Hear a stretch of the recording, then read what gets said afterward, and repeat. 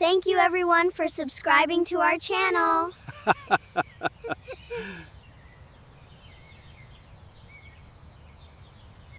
Stay away from me and my girls!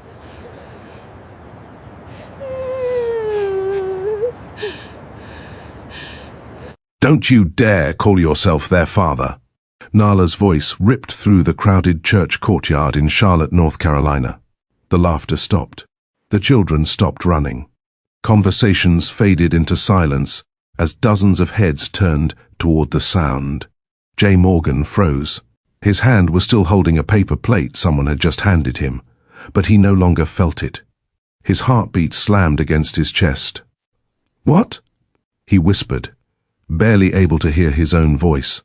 Across the courtyard stood Nala. Her eyes glistened, not with anger alone, but with years of hurt she had carried without ever asking anyone to carry it for her. Standing beside her were two little girls. They looked no older than 6. Matching yellow dresses, matching braids, matching bright green eyes. Jay stared. His breathing slowed. Then, caught halfway, those eyes, why did they look so familiar? One of the little girls glanced up at Nala before quietly asking, "Mummy, who's he?" The question landed harder than any insult ever could. Jay felt something inside him shift, though he couldn't explain why. He looked from one child to the other, the tiny smile, the slight tilt of the head, even the little crease that appeared beside one cheek. His chest tightened. None of this made sense. Why couldn't he look away? Before another word could be spoken. Welcome back to Mr. Austin Love and Story Tales, where life's most powerful lessons come wrapped in unforgettable tales. Before we continue, let me ask you something. Have you ever wondered what happens when two worlds collide? When wealth meets humility, and secrets threaten to destroy everything? If stories that touch your heart, challenge your thinking, and leave you with lessons you'll never forget mean something to you, please take a second to subscribe, like this video, and leave a comment below. Every like and every comment tells YouTube to share these stories with more people, and you're helping this channel grow with every bit of support you give. Now, take a deep breath, because the truth standing in that church courtyard was about to change 3 lives forever. Jay slowly opened his mouth. "Those little girls." He swallowed hard. His words refused to come. A quiet breath escaped him. He had absolutely no idea that the answer would make every $1 billion he had ever earned feel completely worthless. Jay couldn't move. He couldn't blink. The voices around him faded until all he could hear was the pounding of his own heartbeat. His eyes remained fixed on the 2 little girls. One leaned gently against Nala's side. The other reached up and tugged softly at her mother's hand. "Mummy!" The little girl's voice was innocent. "Why is he crying?" Jay hadn't even realized tears had started rolling down his face. He hurriedly wiped them away, embarrassed. I'm not. His voice cracked before he could finish. Nala looked at him for a long moment. There was no hatred in her eyes, no satisfaction, only exhaustion, the kind that comes after carrying a burden for years. Alone, she took a slow breath before speaking. "You lost the right to ask questions a long time ago." Every word struck him harder than the last. Jay swallowed. "Nala, please." His voice trembled. "I don't understand." She closed her eyes for just a second. When she opened them again, they were calm. "You never tried to." Silence settled over the courtyard. No one dared interrupt. Even the children who had been laughing moments earlier stood quietly beside their parents, sensing this wasn't an ordinary disagreement. Jay looked back at the twins. The older one smiled politely at him. It was the exact same smile his mother used to tease him about when he was a little boy. His stomach tightened. No, that couldn't mean... Could it? Well, his thoughts collided faster than he could control them. Dates, memories, faces, promises, regrets, nothing fit together. Yet somehow, everything did. He looked back at Nala. His lips parted. "Who are they?" Nala didn't answer. Instead, She gently rested a hand on each little girl's shoulder.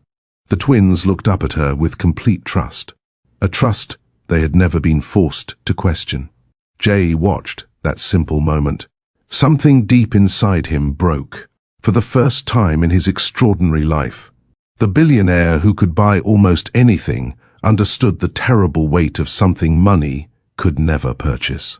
Lost time, missed birthdays, first words, first steps, bedtime stories, little hands reaching for someone who was never there. He felt sick. If only he had known. If only he had trusted. If only... No, it was already too late for if only. The answer to every question standing before him had been written years earlier, long before private jets, long before television interviews, long before magazine covers called him one of America's youngest self-made billionaires. Back when his biggest worry wasn't losing billions. It was making enough money to fill the gas tank of an old pickup truck. Back when Tuesday mornings meant one thing. A small diner in Greensboro, fresh coffee, warm waffles, and one woman whose smile made every mile worth driving. That was where this story truly began. Nearly 7 years earlier, long before financial magazines competed for his attention, long before television hosts introduced him as one of the country's youngest self-made billionaires, long before people stood whenever he entered a boardroom. Jay Morgan was simply another hard-working man trying to stay one step ahead of life's bills. Every weekday morning began the same way. At 4:45 a.m., the alarm clock sitting on the small wooden nightstand buzzed through the darkness of his modest apartment in Raleigh, North Carolina. Jay reached over, silenced it before the second ring, and lay still for just a moment, staring at the ceiling. Not because he wanted to sleep longer, because he was already planning the day ahead. Rent was due in 2 weeks. His truck needed new brake pads. His mother's birthday was coming up, and he wanted to send her something nicer than another greeting card. Money never stretched as far as he hoped. Still, he smiled. Another day meant another opportunity to move forward. He climbed out of bed, made it carefully so the tiny apartment stayed neat, then headed toward the kitchen. Breakfast was simple. 2 scrambled eggs, toast, black coffee. Nothing fancy. Just enough to keep him going through another 12-hour shift. While eating, he opened a small notebook resting beside the coffee mug. The pages weren't filled with luxury goals. There were no sketches of mansions, no lists of expensive cars, no fantasies about private islands. Instead, each page contained ordinary dreams. Emergency savings, $10,000. Own a small house before turning 40. Help mom retire comfortably. Start a family someday. He looked at the list every morning, not because he doubted it, because he wanted to remember why he worked so hard. Sooner or later, he quietly told himself, we'll get there. A few minutes later, he locked the apartment door behind him. Outside, cool North Carolina air greeted him as dawn slowly painted the sky. His pickup truck waited in its usual parking spot. It wasn't impressive. The silver paint had faded after years beneath the sun. The driver's seat had a small tear near the edge. The engine occasionally complained before finally starting, but Jay appreciated every mile it gave him. He patted the steering wheel with a grin. Come on, old girl. Just one more day. The truck answered with its familiar rumble before settling into a steady idle. Jay chuckled. You always make me work for it. Traffic was still light as he headed toward the distribution warehouse where he had worked for nearly 8 years. Most people viewed warehouses as loud, exhausting places filled with endless lifting and long hours. They weren't wrong. Rows of towering shelves stretched across enormous concrete floors. Forklifts buzzed back and forth. Loading docks stayed busy from sunrise until evening. Orders had to leave on time. Mistakes cost companies thousands of dollars. Pressure never disappeared. Yet Jay enjoyed the work, not because it was easy, because every completed shipment reminded him that someone depended on him to get things right. As he walked through the employee entrance, several co-workers greeted him. Morning, Jay. You're early again. When are you finally taking a vacation? Jay laughed while grabbing his work gloves. When my bank account agrees. One of the forklift operators shook his head. You've been saying that for years. And one day, Jay replied with a smile, I'll finally mean it. Everyone laughed. His supervisor approached, carrying a clipboard. Morning. Truck 12 came in late. We've got almost 3 hours of extra inventory to sort. Jay nodded without hesitation. We'll catch up. You always say that. Because we always do. The supervisor smiled. That's why you're the one I trust. Within minutes, Jay was directing workers across the loading floor. He wasn't the loudest person in the building. He didn't need to be. People followed him because he respected them. When newer employees struggled lifting heavy pallets, he stepped in without making them feel embarrassed. When someone made a mistake, he corrected it quietly instead of shouting across the warehouse. When lunch arrived, he noticed one young employee sitting alone. Jay carried his tray over. Mind if I join you? The young man shrugged. Sure. For several minutes, they ate quietly. Finally, the younger worker sighed. I'm thinking about quitting. Jay looked up. Bad day? My third one this week. They keep correcting everything I do. Jay smiled kindly. You know why? The young man frowned. Because I'm messing up? Because they think you're worth teaching. The younger employee blinked. I never thought about it like that. Jay nodded. My first month here, I loaded an entire truck backward. The young man laughed. No way. Oh, yeah. Took 6 people 4 hours to fix my mistake. What happened? I expected to get fired. And? My supervisor handed me another clipboard and said, now you know how not to do it. The younger worker smiled. So you stayed. I stayed. And one day... Jay leaned back in his chair. You'll probably be the one encouraging somebody else. The younger employee smiled wider than he had all afternoon. Thanks. Jay simply nodded. Helping people never felt like extra work. It simply felt right. As the shift continued, trucks rolled in one after another. Schedules changed. Unexpected deliveries arrived.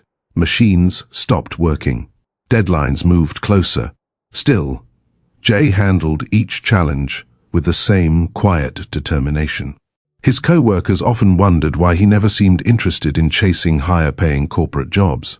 One afternoon, while checking inventory reports, another supervisor asked him exactly that.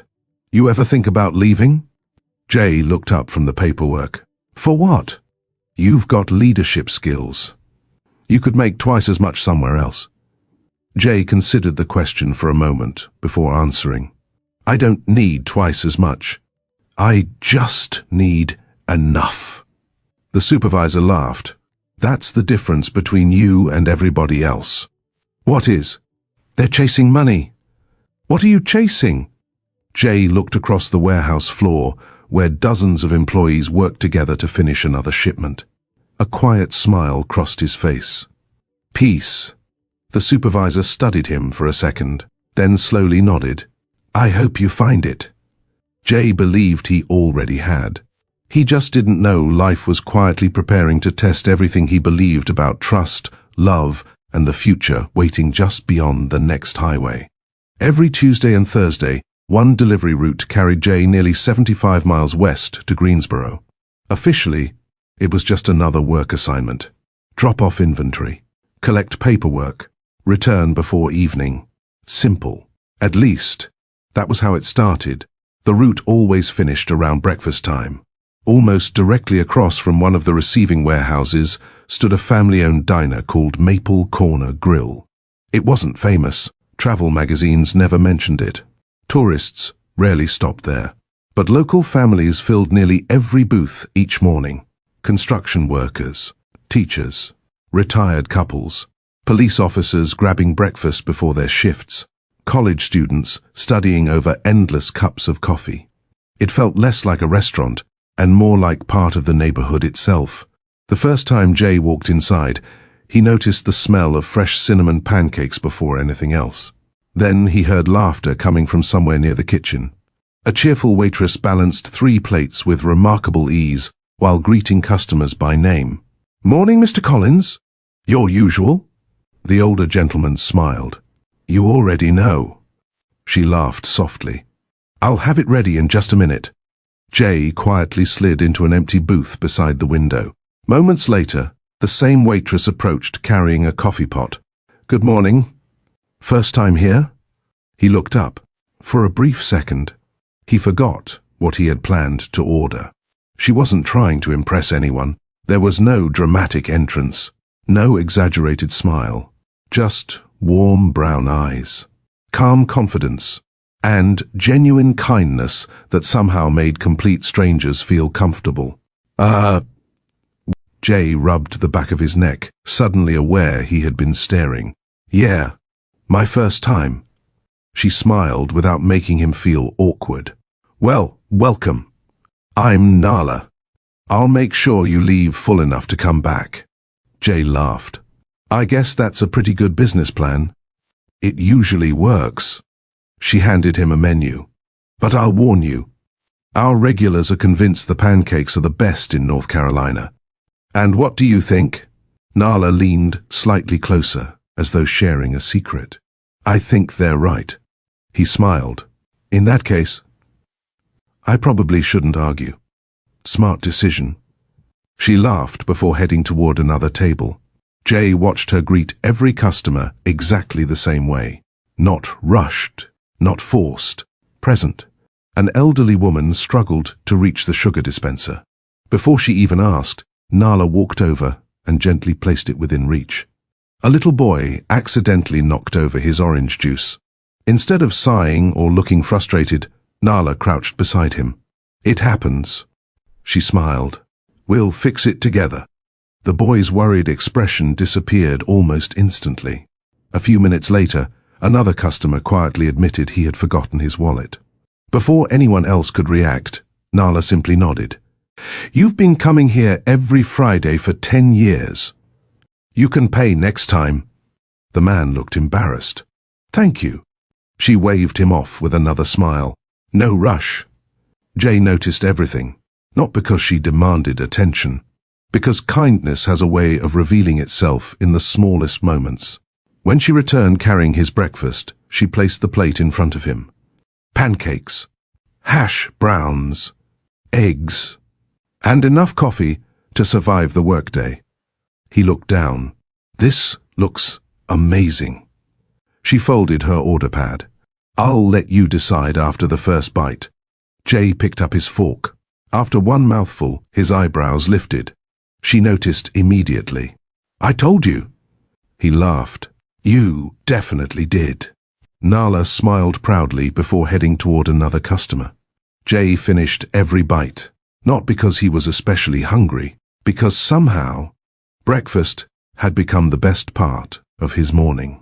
Tuesday came again, then Thursday, the following Tuesday, then another. Without realizing it, Jay had developed a routine that no longer had anything to do with breakfast. His co-workers noticed before he did. One Thursday morning, as he collected delivery paperwork, his friend Marcus glanced toward the truck parked outside. "You're smiling." Jay looked up. "I am?" Marcus folded his arms. "You only make the Greensboro run twice a week. Somehow, you never complain about that route." Jay shrugged casually. "It's an easy drive." Marcus laughed. "No, the drive isn't why you keep volunteering." Jay pretended to organize the invoices. "What are you talking about?" "The waitress." Jay looked up just long enough to betray himself. Marcus pointed a finger at him. "There it is." "I knew it." Jay couldn't help laughing. "You're making assumptions." "Am the first?" "You volunteered for that route every single week for almost 4 months." "It's close. So are 10 other routes." Jay opened the truck door. "I should get going." Marcus grinned. "Tell Miss Pancakes I said hello." Jay shook his head while climbing inside. "I hate you." "No, you don't." The truck pulled away, but Jay was smiling before he even reached the highway. By the time he parked outside Maple Corner Grill, Nala was already carrying coffee to a table near the front window. The small bell above the entrance chimed as he stepped inside. She turned instinctively. The moment she saw him, her face brightened. "Well, she smiled. "Look who's right on schedule." Jay laughed. "You make it sound like I have an appointment." "You kind of do." She picked up a menu before pretending to study it. I wonder what our newest regular is going to order today." He raised an eyebrow. "Our newest regular? You've earned the title. Congratulations. I didn't realize there were qualifications." "There are. You've officially eaten here enough times to complain if your coffee isn't hot." Jay laughed. "I don't think I'll ever complain about your coffee." She smiled. "I'll remember you said that." Before he could answer, another customer called her name. "I'll be right back." As she walked away, Jay found himself watching the way she spoke with everyone. She never hurried people, never interrupted them. She listened, really listened. Some customers stayed longer than necessary simply because they enjoyed talking to her. For the first time in years, Jay realized how rare that had become. People rushed through conversations. They looked at phones more than faces. Everyone seemed to be racing somewhere. Nala never did. Whenever she stood beside someone, they had her full attention. That stayed with him long after breakfast ended. The weeks quietly turned into months. Their conversations became longer. At first, they talked about food, then sports, music, favorite movies, the best places to watch sunsets around North Carolina. Soon, neither of them noticed how much time had passed whenever they talked. One rainy Thursday afternoon, Jay arrived soaked after running from the parking lot. Nala looked at him and burst into laughter. "Oh no! What happened to you?" The weather changed halfway across town. She grabbed a clean towel from behind the counter and handed it to him. "You look like you lost a fight with the rain." "I think the rain won." "It definitely did." He dried his hair while smiling. "I probably look ridiculous." "A little." She laughed again. "But it's nice knowing you're human." He looked surprised. "What did you think I was before?" She tilted her head thoughtfully. "I wasn't sure. You always seem so together." Jay smiled. "If you could see my apartment on laundry day." She laughed harder. "I'd probably feel much better about my own." They shared another laugh. Neither noticed several customers smiling as they watched the easy conversation. It felt effortless, comfortable, like two old friends who had known each other far longer than a few months. One afternoon, Jay arrived carrying a small cardboard box. Nala noticed immediately. "What's that?" He placed it carefully on the counter. "My mom baked pecan cookies yesterday. She always sends me home with too many. I thought maybe..." He hesitated before sliding the box toward her. "You'd like some?" Nala looked genuinely surprised. "You brought these for me? I hope that's okay." She slowly opened the lid. The smell filled the air immediately. "Oh, these smell amazing." Jay smiled. "My mom says they're impossible to mess up." Nala picked one up carefully before taking a small bite. Her eyes widened. "These are incredible." "I'll tell her." "No." She laughed. "You tell her she now has competition." "You bake?" "My grandmother taught me." "What do you make?" She leaned against the counter. "What don't I make?" He smiled. "That confident?" "You'll see." She wasn't bragging. She simply believed in what she loved. That confidence fascinated him. Not loud, not arrogant, quiet, steady, the kind that didn't need anyone else's approval. As autumn settled across North Carolina, their friendship became the brightest part of Jay's week. Sometimes they met after her shift ended. Nothing expensive. A walk through a neighborhood park. Coffee from a small cafe. Browsing used books without buying anything. One Saturday afternoon, they wandered through a local farmer's market. Nala stopped beside a stand, overflowing with fresh peaches. She picked one up, smiling. "My grandmother used to make peach cobbler every Sunday." Jay watched the smile spread across her face. You miss her? Every day. She taught me almost everything. Cooking, patience, faith, she always said. Nala paused, gently turning the peach in her hands. People remember how you make them feel long after they forget what you said. Jay nodded quietly. She sounds like a wise woman. She was. What about you? Who taught you? Jay smiled. My mom. What did she teach you? He answered without thinking. That your character should stay the same, whether you have $10 or 10 million. Nala looked at him for a long moment, then smiled softly. I like that. Neither of them realized. Those simple conversations were slowly becoming the foundation of something much deeper than friendship. Neither was looking for love. Yet, somehow, every Tuesday and every Thursday, they found themselves looking forward to seeing each other more than either was willing to admit.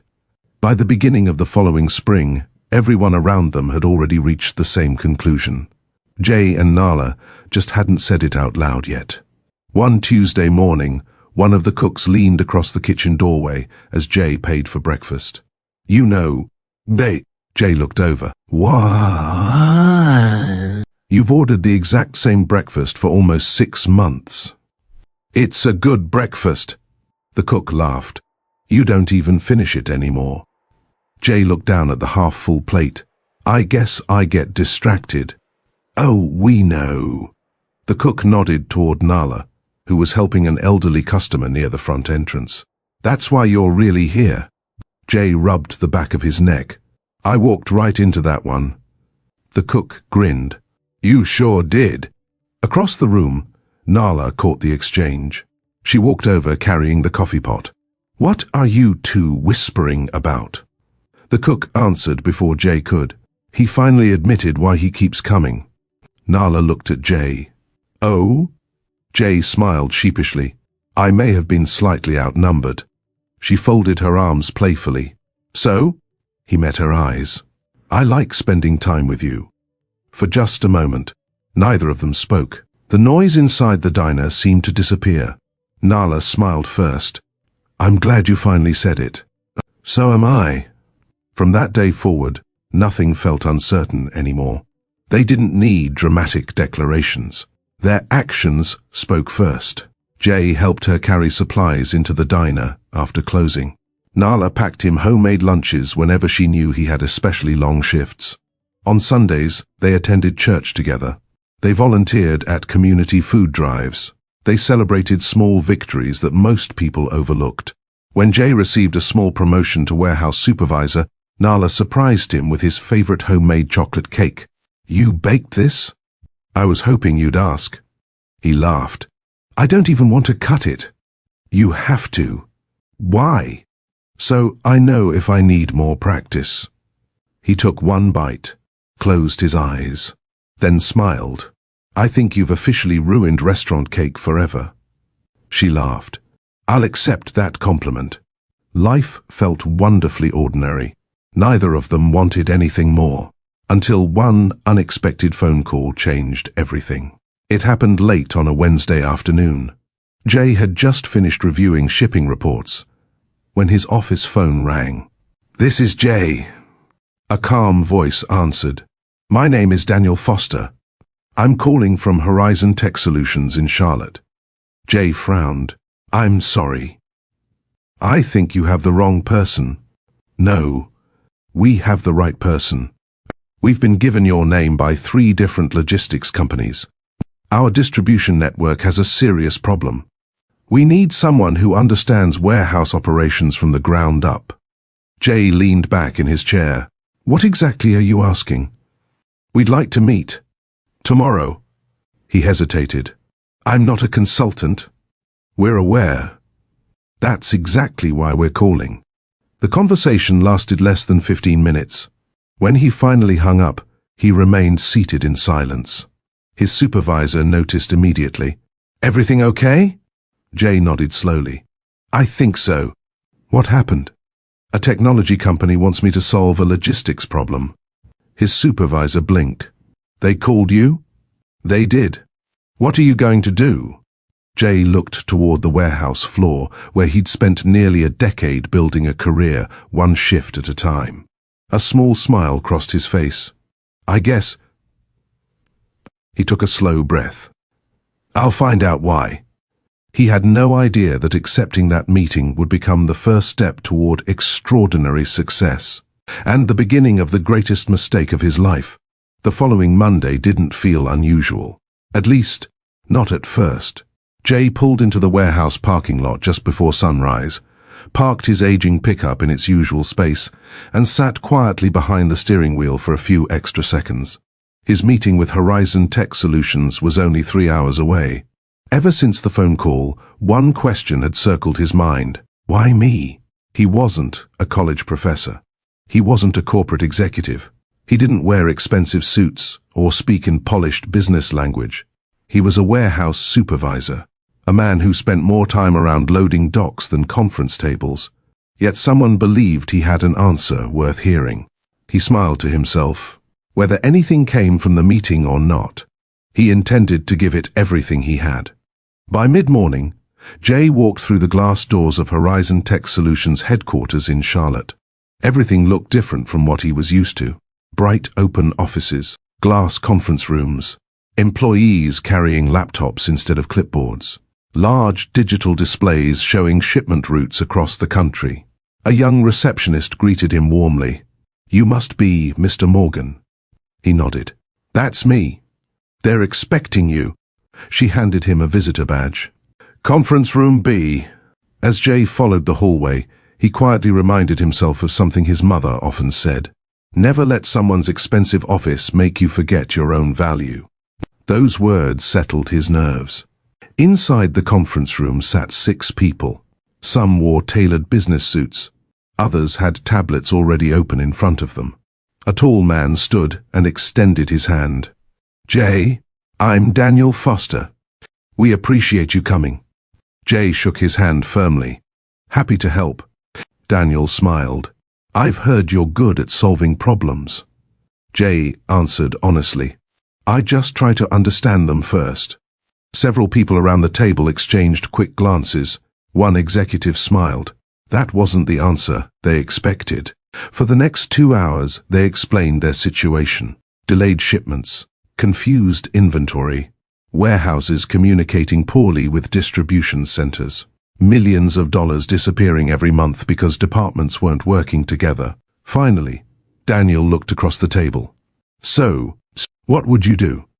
Jay remained quiet for several seconds. He studied every chart again, every report, every warehouse map. Then he pushed the papers aside. Can I ask something? Daniel nodded. Of course. When was the last time anyone in this room actually worked inside one of your warehouses? Silence. One executive cleared his throat. I don't believe any of us have. Jay smiled politely. That's your biggest problem. Another executive frowned. How? You've built systems based on numbers. But warehouses don't run on numbers. They run on people. Everyone listened. Jay continued. Your loading crews aren't making mistakes because they don't care. They're making mistakes because nobody asked them what slows them down. He walked toward the digital screen. Pointing to one section, he said, Your software expects trucks to unload in 20 minutes. Daniel nodded. Correct. Jay smiled. That's impossible. Not because workers are slow. Because this loading dock only has 2 receiving lanes. He pointed toward another diagram. And this warehouse stores oversized freight beside regular inventory. Every delay starts there. One executive leaned forward. How did you notice that? I've lived it. He looked around the room. You don't need another software update. You need to redesign how your warehouses actually operate. For the next hour, Jay sketched new traffic flow patterns, suggested different loading schedules, recommended changing employee responsibilities during peak delivery hours. He even proposed moving entire inventory sections to reduce unnecessary walking distance. Nothing sounded complicated. Everything sounded practical. By the time he finished, the room had gone completely quiet. Daniel slowly closed his notebook. I think, he smiled. We've been solving the wrong problem for 2 years. 3 weeks later, Horizon Tech implemented Jay's recommendations. The results surprised everyone. Truck delays dropped dramatically. Inventory errors decreased. Shipping speed improved across multiple locations. Within a month, the company reported saving millions of dollars. Daniel called personally. You were right. Jay laughed. I'm glad it worked. No. Daniel corrected him. It worked better than anyone expected. We'd like to offer you something. Jay listened carefully. We want you to become a logistics consultant. He hesitated. I'm not sure I'm qualified. Daniel chuckled. You already proved you are. We'll help with everything else. Jay looked across the warehouse where he'd spent nearly a decade building an honest living. I'll need time. Take all the time you need. That evening, Jay drove straight to Greensboro, not because he had another delivery, because there was only one person he wanted to tell first. The bell above Maple Corner Grill chimed as he stepped inside. Nala looked up from refilling coffee cups. Her face lit up immediately. You're here on a Wednesday. He grinned. I know. She noticed the excitement before he spoke another word. What happened? Jay laughed softly. I think... He shook his head. I don't even know where to begin. Nala led him to an empty booth near the window. Start at the beginning. I've got time. He told her everything. The phone call, the meeting, the warehouse plans, the offer. Every detail. She listened without interrupting once. When he finally finished, she smiled wider than he had ever seen before.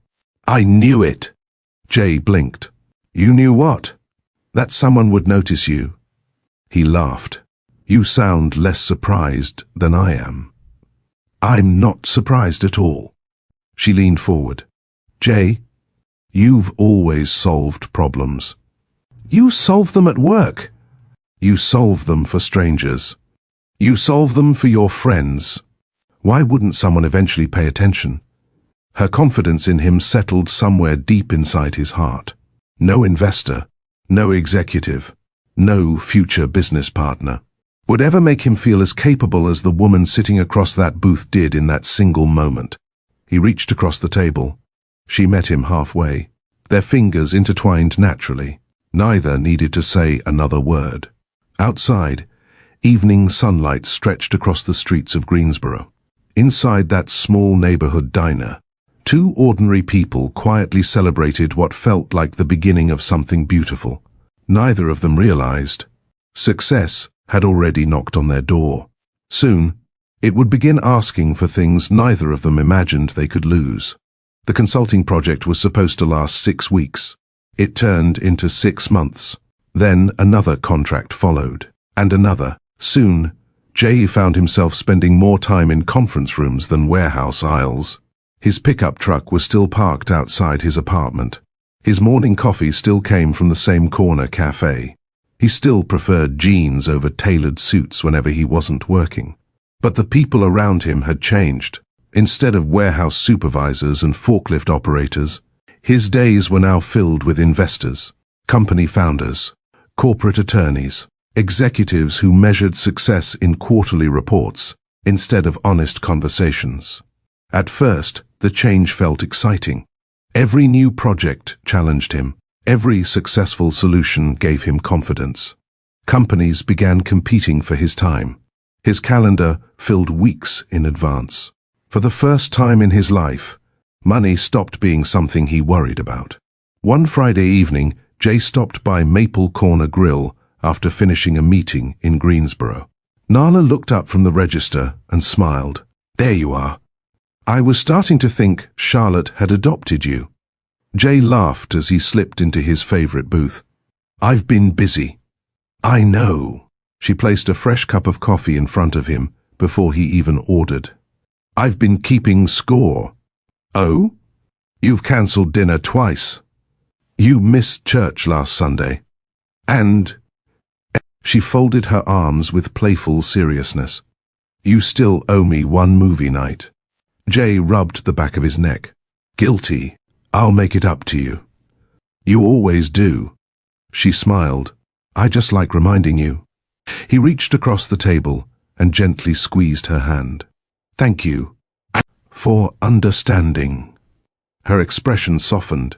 I believe in what you're building. Just don't forget to build us too. The words settled quietly in his heart. I won't. At that moment, he meant every syllable. The following month, Daniel invited Jay to an executive retreat in Asheville. It was his first experience spending an entire weekend surrounded by people whose lives looked nothing like his own. Luxury mountain resort, valet parking, private dining rooms, expensive watches flashed beneath perfectly pressed sleeves. Conversations rarely stayed away from money for long. During dinner, one executive leaned back in his chair. So, Jay. Daniel smiled. Everyone keeps asking the same question. Jay looked confused. What question? The executive grinned. When are you finally moving into a proper house? Another laughed. And when are you buying something newer than that old pickup? Jay smiled politely. My truck still gets me where I need to go. Laughter echoed around the table. One woman lifted her wine glass. That's exactly why we like him. He still thinks like normal people. Another executive smirked. For now, the comment drew another round of laughter. Jay smiled, but something about it lingered longer than it should have. As the evening continued, conversations became more personal. One investor asked casually, So, are you married? No. Seeing anyone? Jay nodded. Her name's Nala. What does she do? She works at a diner in Greensboro. The table became unusually quiet. Someone finally spoke. A waitress? Jay nodded. Yes. Another executive shrugged. Nothing wrong with that. Then he added, Just be careful. Jay looked at him. What do you mean? The man swirled his drink before answering. Success changes people. Sometimes. He glanced around the table. The people around you change first. Another executive joined the conversation. I've watched it happen more than once. A man starts making serious money. Suddenly, everyone wants a piece of his future. Jay frowned. Nala isn't like that. No? The man smiled. I hope you're right. A woman sitting beside Daniel spoke gently. My divorce cost me half my company. I ignored every warning. The table fell quiet again. No one argued. No one laughed. The stories continued. Business partners betrayed by lifelong friends. Families torn apart after sudden wealth. Relationships ending in expensive courtrooms. Jay listened. At first, he treated the stories as someone else's experience. Something distant. Something that had nothing to do with him. But the conversations didn't end that weekend. They followed him. At investor dinners, business flights, networking events. Everywhere he went, someone offered another warning. Protect yourself. Don't be naive. Money changes everything. People stay until they see what they can gain. The words arrived from different mouths, yet somehow sounded exactly the same. A few weeks later, Jay met Nala after closing time. She unlocked the diner's back door and smiled. I've got a surprise. He followed her into the empty dining room. On one of the tables rested a thick notebook.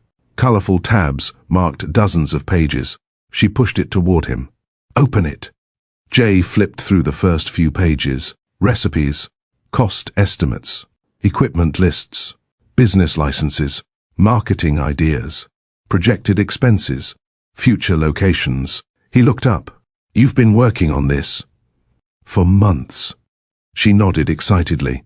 I finally finished the first business plan. My catering company. Jay smiled at first. You've really thought this through? I have. She sat beside him. I don't want to wait forever. I want to build something of my own. I've already found affordable commercial kitchen space, and if everything goes well—" She laughed happily. "Maybe one day we'll even hire people who need a second chance."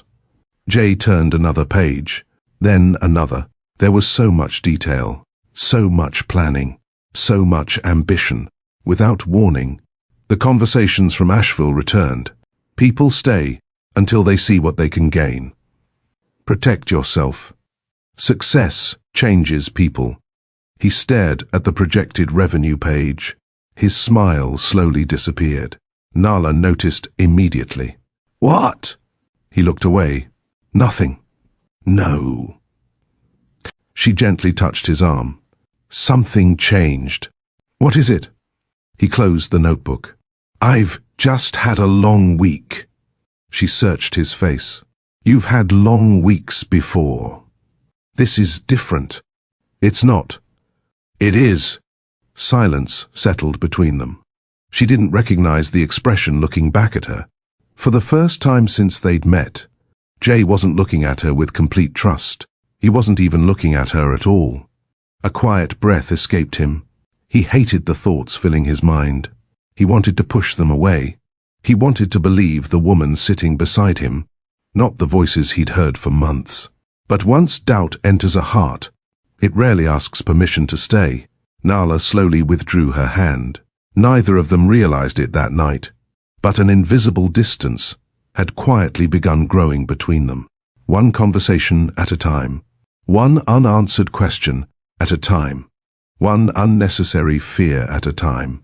The weeks that followed were unlike anything either of them had experienced before. Jay didn't stop loving Nala. That was the painful part. He still smiled whenever her name appeared on his phone. He still found himself driving toward Greensboro without thinking. He still imagined the future they had planned together. But somewhere between business meetings and private dinners, something had changed inside him. Not overnight. Slowly. Quietly. Like a tiny crack spreading through glass. Nala noticed it before anyone else did. One Tuesday morning, she walked over carrying his usual breakfast. She set the plate in front of him before he even had to order. Pancakes, extra hash browns, and coffee. She smiled. The way you like it. Normally, Jay would have looked up immediately, made a joke, thanked her. Instead, he was answering another business email. He glanced at the plate. Thanks. Without lifting his eyes, Nala stood there for another second, waiting. Nothing. She finally returned to the counter. One of the cooks leaned closer. You two okay? She forced a smile. I think so. But even she wasn't convinced. The missed moments slowly became impossible to ignore. Movie night became... Something came up. Sunday church became... The client changed the meeting. Dinner plans became... Can we move it to next week? At first, Nala accepted every explanation. She knew he was working hard. She had always admired that about him. But work had never stopped him from making her feel important. Now, even when they were together, his mind seemed somewhere else. One evening, they sat beside each other in a quiet park after sunset. Children laughed in the distance while families packed up picnic blankets. Nala looked toward him. You've been quiet. I'm just tired. You've been tired for almost 2 months. He looked ahead. I guess business is catching up with me. She nodded slowly. Business isn't what's bothering me. He turned. What do you mean? I'm talking about us. He didn't answer. She continued gently. I don't need expensive dinners. I don't need flowers. I just need to know you're still standing beside me. Jay swallowed. I am. Then why does it feel like I'm slowly losing you? He opened his mouth, closed it again. No answer felt honest enough. The following weekend, Daniel invited Jay to another investors' dinner. This time, the conversation became even more personal. One businessman laughed while signing paperwork. My biggest mistake? Trusting people too quickly. Another nodded. I learned the hard way. Love is wonderful. Until lawyers become involved. Several people laughed. Jay managed a polite smile. The older businessman looked toward him. You still with the waitress? Jay nodded. Yes. The man leaned back. Has she started talking about opening her business yet? Jay's eyebrows lifted. How did you know? They always do. Another executive shrugged. Nothing wrong with dreaming. But make sure you know whether she's building it with you. Or through you. The sentence landed heavily. Jay stared at his untouched drink. Daniel noticed. Don't overthink everything they say. They're speaking from their own experiences. Jay nodded. I know. But the words refused to leave him. Days later, Nala invited him over for dinner. She had spent the entire afternoon cooking. Homemade baked chicken, garlic mashed potatoes, fresh vegetables, his favorite peach cobbler waiting on the kitchen counter. When Jay arrived, she welcomed him with a warm hug. You actually made it. He smiled. I told you I would. I was beginning to doubt it. The words were playful, but the sadness beneath them wasn't. They ate together, talked about ordinary things for nearly an hour. Everything almost felt normal again. Then Nala stood. I want to show you something. She walked into the bedroom and returned carrying another notebook. This one looked even thicker than the last. I've updated the business plan. Jay looked uncertain. You've been busy. She nodded excitedly. I found a commercial kitchen available for lease. I've already spoken with 2 local churches. They're interested in hiring me for community events. She flipped another page. And there's a school district looking for local catering companies. Her eyes sparkled. I really think this can work. Jay looked down at the numbers. Projected profits, expansion plans, equipment purchases, future employees. Without realizing it, he stopped seeing dreams. He started seeing calculations. Every warning he'd heard over the past several months echoed inside his mind. Protect what you're building. Success attracts people. Don't confuse love with opportunity. He hated himself for thinking it. Yet, he couldn't stop. Nala noticed his silence. Say something. It's impressive. You don't sound impressed. I am. She looked directly into his eyes. You're somewhere else. Jay closed the notebook. Nala, can I ask you something? She smiled softly. Of course. He hesitated. The question shouldn't have existed. Everything inside him begged him not to ask it. But fear spoke louder than love. If none of this had happened... He paused. If I never started succeeding, would you still want this life with me? The room became completely still. Nala didn't answer immediately. She simply stared at him, as though she hadn't heard correctly. What? He forced himself to continue. If I stayed exactly the man I was 2 years ago. The warehouse supervisor. The guy driving an old pickup. Would you still choose me? She searched his face, waiting for a smile, waiting for him to admit it was a joke. Nothing came. You actually mean that? I just want the truth. The truth? Her voice barely rose above a whisper. You think everything we've built together deserves that question? I'm trying to understand. No. She slowly stood. You're trying to measure me. Jay stood too. That's not what I meant. Then what did you mean? He struggled to explain. The people I work with. She stopped him immediately. So this isn't your voice. It's theirs. They've convinced you that because I'm a waitress. I must be waiting for your money. I never said that. You didn't have to. Silence filled the apartment. Nala walked toward the hallway.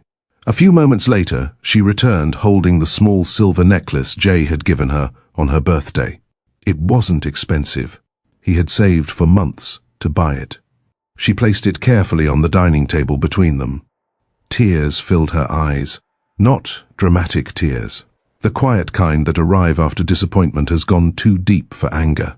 When she finally spoke, Her voice was calm. If that's honestly what you believe. Then, somewhere along the way, she swallowed. You stopped seeing me. Jay took one step toward her. Nala. She raised her hand gently. No. You don't get to explain away distrust. You either believe someone, or you don't. Another long silence settled between them. She picked up her purse, walked toward the front door. Her hand rested on the doorknob for several seconds. Without turning around, she spoke one last time. I fell in love with a man who believed character mattered more than money. A quiet breath escaped her.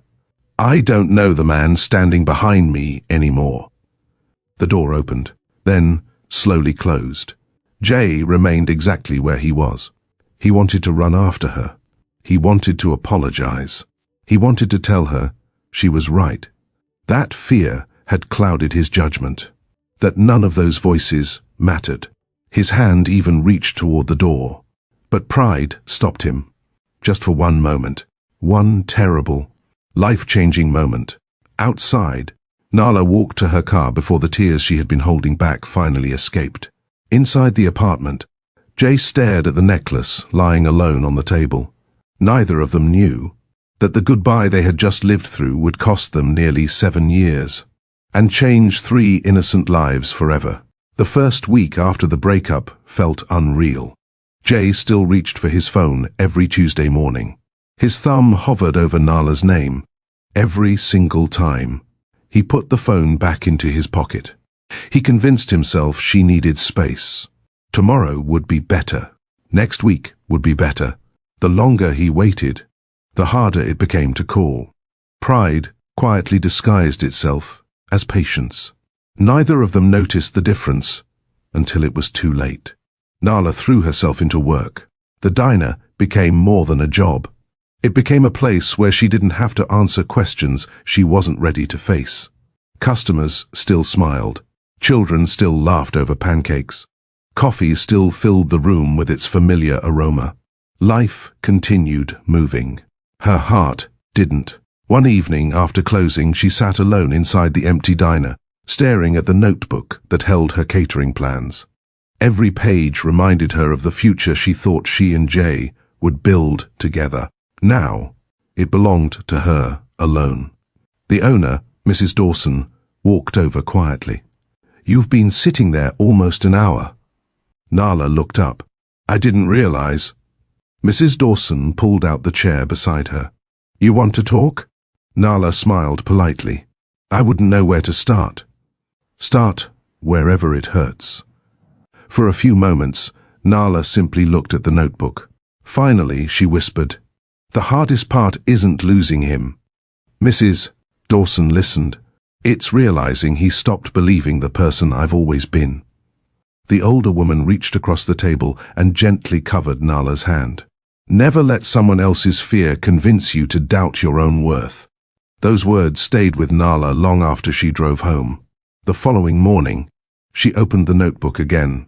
This time, instead of crying over the dreams that had ended, she began planning the ones she could still build. 3 months passed. One rainy afternoon, Nala visited her doctor after feeling unusually tired for several weeks. She expected to hear she was exhausted from working too much. Instead, the doctor smiled warmly as she reviewed the test results. Congratulations. Nala blinked. I'm sorry. You're expecting. The room fell completely silent. Nala looked at the doctor as though she had spoken another language. Her lips trembled. There must be some mistake. There isn't. The doctor turned the monitor toward her. You are pregnant. For several seconds, Nala couldn't speak. She simply rested a hand against her chest. 1,000 thoughts collided at once. Jay, the breakup, the future, the tiny life growing inside her. By the time she reached her car, the rain had become heavier. She sat behind the steering wheel, holding the ultrasound appointment card in both hands. Her first instinct was simple. Call Jay. Tell him. Let him know. Her fingers found his number almost automatically. She stared at his name on the screen. Then another memory surfaced. Would you still choose me? The words struck her heart all over again. She slowly lowered the phone. No. She whispered to herself. If he couldn't trust my love, how could he trust this? She placed one hand gently over her stomach. I'll protect you, no matter what. Several weeks later, life surprised her once again. During another appointment, the ultrasound technician smiled before looking back at the monitor.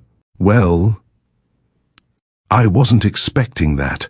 Nala looked up nervously. Is everything okay? The technician laughed softly. Everything's perfect. In fact, she turned the screen toward Nala. You're going to be twice as busy. Nala frowned. What do you mean? There are 2 babies. For a second, she forgot to breathe. Twins? The technician nodded. Identical twin girls. Tears rolled freely down Nala's cheeks. She laughed through them. My goodness. What am I going to do with 2 little girls? The technician smiled. I think they're very lucky. Nala looked back at the tiny heartbeats flickering across the screen.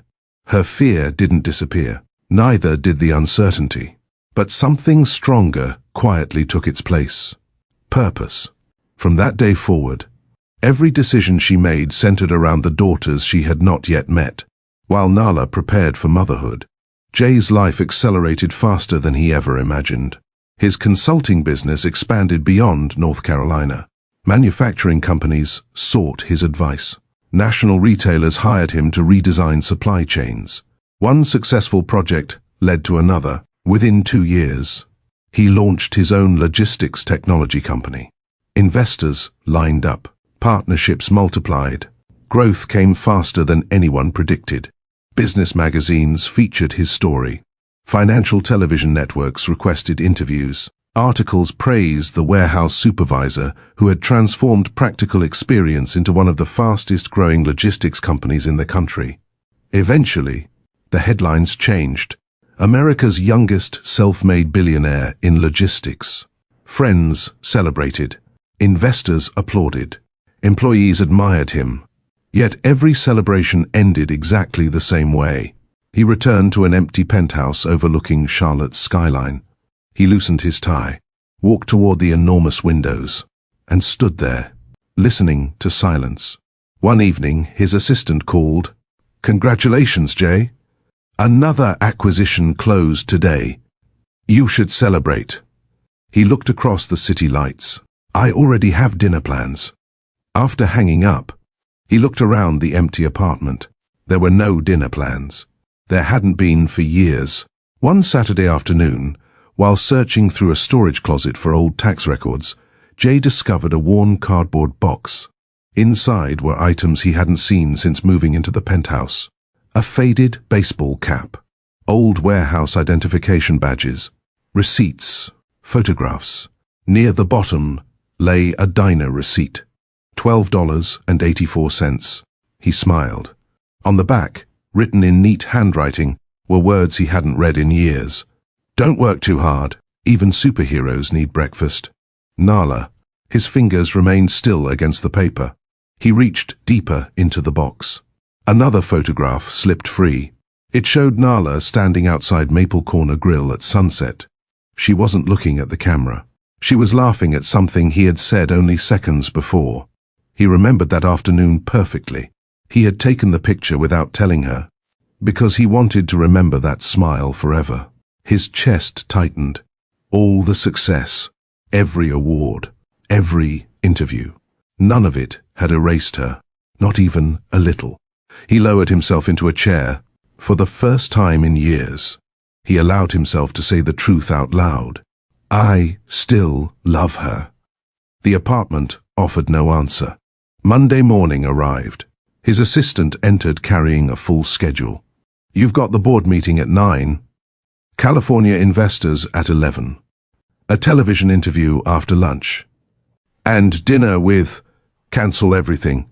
She stopped writing. I'm sorry? Clear my schedule. For how long? A week. She stared at him. You've never cancelled an entire week. Jay stood and picked up the old photograph. There are things I've ignored for too long. 3 hours later, his black SUV crossed the Greensboro city limits. Every street stirred at another memory. The park where they once shared sandwiches because neither of them wanted to spend money eating out. The bookstore where they escaped an unexpected thunderstorm. The church where they volunteered during the holidays. Finally, he parked outside Maple Corner Grill. The sign looked newer. The building hadn't changed much. He stepped inside. The familiar smell of fresh coffee welcomed him. A young waitress approached. "Good morning. Table for one?" Instead of answering, Jay carefully placed the old photograph on the counter. "I'm looking for someone." The waitress smiled the moment she saw the picture. "Oh, that's Miss Nala." His heartbeat quickened. "You know her?" "Everybody around here does." He couldn't hide his smile. "Does she still work here?" The waitress laughed. "Oh, no. She hasn't worked here for years. She owns one of the most successful catering companies in Greensboro now." Jay looked at the photograph again, then back at the waitress. A quiet smile crossed his face. She really did it. Did what? He carefully slipped the photograph back into his wallet. She built the future she always dreamed about. Later that afternoon, Jay parked across the street from a beautiful storefront. Above the entrance hung a simple sign, Nala's Kitchen. Employees carried trays toward delivery vans. Customers left smiling.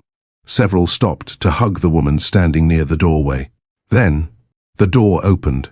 Nala stepped outside. She looked more confident, more accomplished. Her smile still carried the same warmth he remembered. She thanked an elderly customer before helping him load food into his car. Some things never changed. Jay slowly crossed the street. Halfway there, he stopped. What if she refused to speak to him? What if she had completely forgotten him? As though sensing someone watching, Nala looked up. Their eyes met. Time stood still. Neither smiled. Neither moved. Years of memories passed between them without a single word. Nala recovered first. She offered the customer one final smile, turned quietly, and disappeared inside. The door closed behind her. Jay remained standing on the sidewalk. For the first time since becoming a billionaire, he understood something no business deal had ever taught him. The hardest distance to cross isn't measured in miles. It's measured in regret. Almost 2 weeks had passed since Jay returned to Greensboro. During those 14 days, he resisted every urge to force his way back into Nala's life. He could have walked into her catering office. He could have called. He could have sent flowers. He could have written another apology. But deep inside, he knew none of those things would matter. Trust wasn't rebuilt with gifts. It was rebuilt with consistency. For the first time in years, Jay wasn't interested in being impressive. He wanted to become worthy. Saturday morning arrived wrapped in cool October air. Golden leaves drifted across the parking lot of New Hope Community Church, where volunteers had gathered for the church's annual Harvest Family Festival. The event had become a tradition throughout Greensboro. Families from every neighborhood attended. Children played games. Local businesses donated food. Church members organized clothing drives, free health screenings, and community meals for anyone who needed one. Long before Jay parked his SUV nearby, volunteers were already arranging folding tables across the church lawn. Instead of wearing one of his tailored business suits, Jay climbed out wearing faded blue jeans, work boots, and a plain navy sweatshirt. No one would have guessed he owned companies worth billions. That was exactly how he wanted it. As he approached the registration tent, Pastor Michael Thompson smiled warmly. "Well, I'll be." Jay extended his hand. "Morning, Pastor." The older man shook it firmly. "I wasn't expecting you. I figured you already had enough volunteers." Jay smiled. "I heard you never turned down an extra pair of hands." Pastor Thompson laughed. "Who told you that?" "My mother. She always said churches survive because ordinary people keep showing up." The pastor nodded. She was a wise woman. He handed Jay a volunteer badge. Think you can handle moving tables? Jay grinned. I used to unload 18-wheelers for a living. I think I can manage a few folding tables. The pastor chuckled. I like your confidence. Within minutes, Jay was carrying stacks of chairs toward the fellowship hall. No photographers followed him. No business reporters recognized him. The volunteers beside him simply knew him as another man willing to help. That felt strangely refreshing. An elderly volunteer named Mr. Henderson watched Jay unload another heavy table. You've done this before. Jay wiped his hands on his jeans. A little. Mr. Henderson smiled knowingly. Most businessmen I know point. They don't lift. Jay laughed. I wasn't always a businessman. What were you? A warehouse supervisor. For almost 8 years. The older man whistled softly. So success didn't erase where you came from. Jay looked around at the volunteers setting up booths together. I hope it never does. Mr. Henderson gave him an approving nod. Good answer. By late morning, music floated gently across the church grounds. Children raced between inflatable games, while parents gathered beneath large white tents. Nearby, Nala's catering company had already begun serving breakfast pastries, coffee, and homemade biscuits. Employees moved efficiently from one serving station to another. Every few minutes, someone stopped to compliment the food. Jay noticed how naturally everyone looked toward Nala for direction. She wasn't loud. She didn't need to be. She encouraged her team with quiet confidence.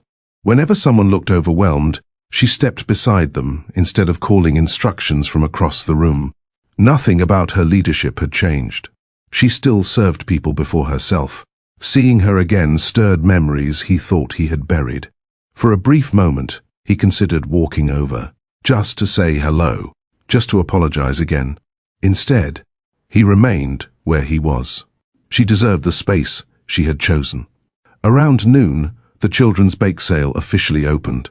Brightly decorated tables overflowed with cookies, brownies, cupcakes, and homemade lemonade. Jay had just finished helping unload donated food boxes when a tiny voice interrupted his thoughts. Mister, he turned. Standing behind one of the bake sale tables were 2 little girls wearing matching sunflower yellow dresses. Their braided hair was tied with identical white ribbons. One held a small tray of chocolate chip cookies. The other proudly guarded a pitcher of lemonade, nearly as tall as she was. Both smiled with complete confidence. The girl holding the cookies lifted the tray. Would you like to buy one? Jay smiled immediately. I think I would. The second girl beamed. Everything costs $1. Jay reached into his wallet. The only bill he found was $100. He held it up awkwardly. I might have a small problem. Both girls looked at the bill. Their eyes grew wide. Then they looked at each other. The first girl whispered loudly enough for Jay to hear, We definitely don't have that much change. The second nodded seriously. Not even close. Jay laughed. It's okay. You can keep the change. Both girls gasped, as though he had suggested something impossible. The first quickly shook her head. Oh no. We can't do that. Our mommy says people must always receive the correct change. The second girl crossed her arms. Being honest is more important than making money. Jay blinked. Those words sounded familiar, very familiar. He smiled. I think your mummy taught you well. The first little girl grinned proudly. She teaches us lots of things. Jay crouched so they stood eye level. Like what? The second girl answered first. If someone teaches us lots of things. Jay crouched so they stood eye level. Like what? The second girl answered first. If someone is lonely, sit with them. The first continued. If someone is hungry, feed them. And, she thought carefully before finishing. Always tell the truth. Jay felt something tighten inside his chest.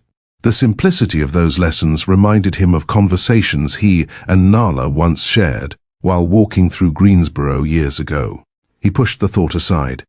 Coincidences happened every day, didn't they? He smiled again. I've changed my mind. Both girls tilted their heads. You have? Yes. I think I'll buy every cookie on the table. Their mouths dropped open. Everyone? Every single one. The girls squealed with excitement before immediately counting cookies into several paper bags. As they worked together, one accidentally dropped a white ribbon onto the grass. Jay bent to pick it up. At that exact moment, the little girl reached down too. Their fingers brushed. She looked up. Her bright green eyes met his.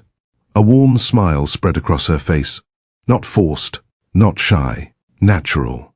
For reasons he couldn't explain. His heart skipped. Why did that tiny smile feel so strangely familiar? He handed her the ribbon.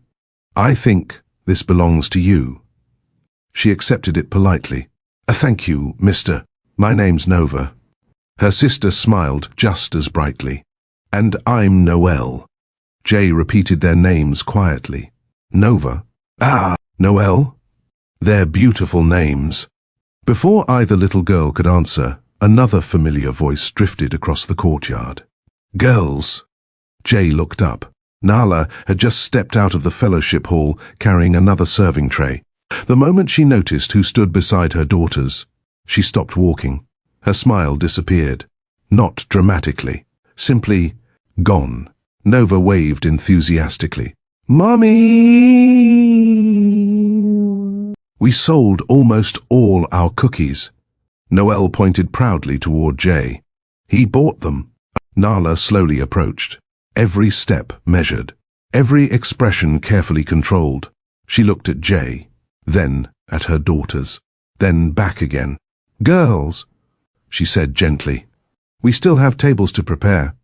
The twins nodded immediately. Okay, Mommy. Before leaving, Nova looked back at Jay. Thank you for helping us. Noelle smiled. Maybe you'll come back next Saturday. Jay smiled without thinking. I'd like that. The girls ran toward Nala. Without a word, Nala placed a gentle hand on each little girl's shoulder as they walked away together. Jay watched them disappear into the crowd. Something inside him refused to settle. He had met countless children over the years. Why did these two feel different? Why had their laughter stayed with him? Why had those green eyes seemed so familiar? Across the church lawn, Nala glanced back only once. She found Jay still standing exactly where she'd left him, watching. Not her, the girls. A quiet concern crossed her face. She had spent years protecting a truth she believed would remain buried forever. For the first time, she wasn't certain fate intended to leave it that way. The Harvest Family Festival became the beginning of something Jay never expected. He told himself the connection he felt toward Nova and Noelle was nothing more than coincidence. Children had a way of making people smile. That was all. Or at least, that was what he kept repeating every time their faces crossed his mind. Yet when Monday morning arrived, instead of driving straight back to Charlotte after his meetings, he found himself taking the familiar exit toward Greensboro. He didn't have an appointment. He didn't have business there. Still, his hands guided the steering wheel almost automatically. Over the next several days, Jay volunteered whenever New Hope Community Church needed extra help. One afternoon he repaired loose shelves inside the church pantry. Another day he helped unload donated groceries.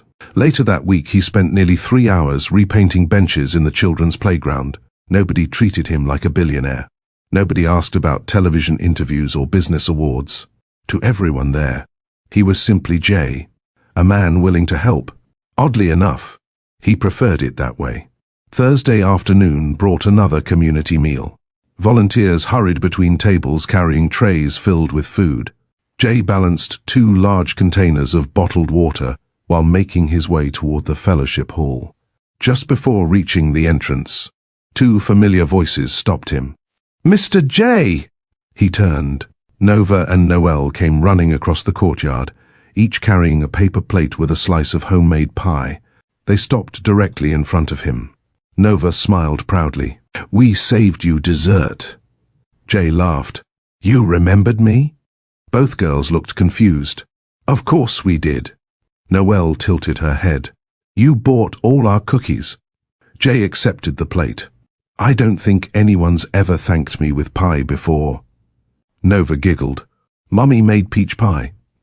It's her favorite. Jay looked down at the slice for a brief second. Peach pie. His favorite too. Years ago. Nala had laughed after discovering they both ordered peach desserts whenever restaurants had them available. Another coincidence. Nothing more. He forced himself to smile. Please tell your mummy thank you. We will. The girls waved before running back toward the kitchen. Jay watched them disappear through the fellowship hall doors. A quiet smile remained on his face long after they were gone. Later that afternoon, Pastor Thompson walked beside him while collecting empty folding chairs. You seem to have made 2 new friends. Jay chuckled. They're wonderful kids. They certainly are. The pastor nodded. Bright. Kind. Always looking after each other. Jay lifted another chair onto the storage cart. They've been raised well. They have. The pastor smiled warmly. Nala's done an incredible job. Jay looked over. You've known her a long time? Since she was a teenager. She practically grew up in this church. The pastor paused before continuing. She's one of the strongest people I've ever met. Jay quietly lowered another chair onto the stack. I can believe that. She never asks anyone to rescue her, even when life gives her every reason to. The words lingered in Jay's thoughts. There was something about the way the pastor said them, almost as if he knew chapters of Nala's life that Jay had never been allowed to read. The following Saturday, Jay stopped by the Greensboro Farmers Market after finishing another volunteer project. He was examining fresh tomatoes when an older vendor recognized him. You're the gentleman who's been helping Miss Nala lately. Jay smiled politely. I've only been volunteering. The woman laughed. Well, that's enough. She speaks highly of people who serve others. Jay looked surprised. She talks about me.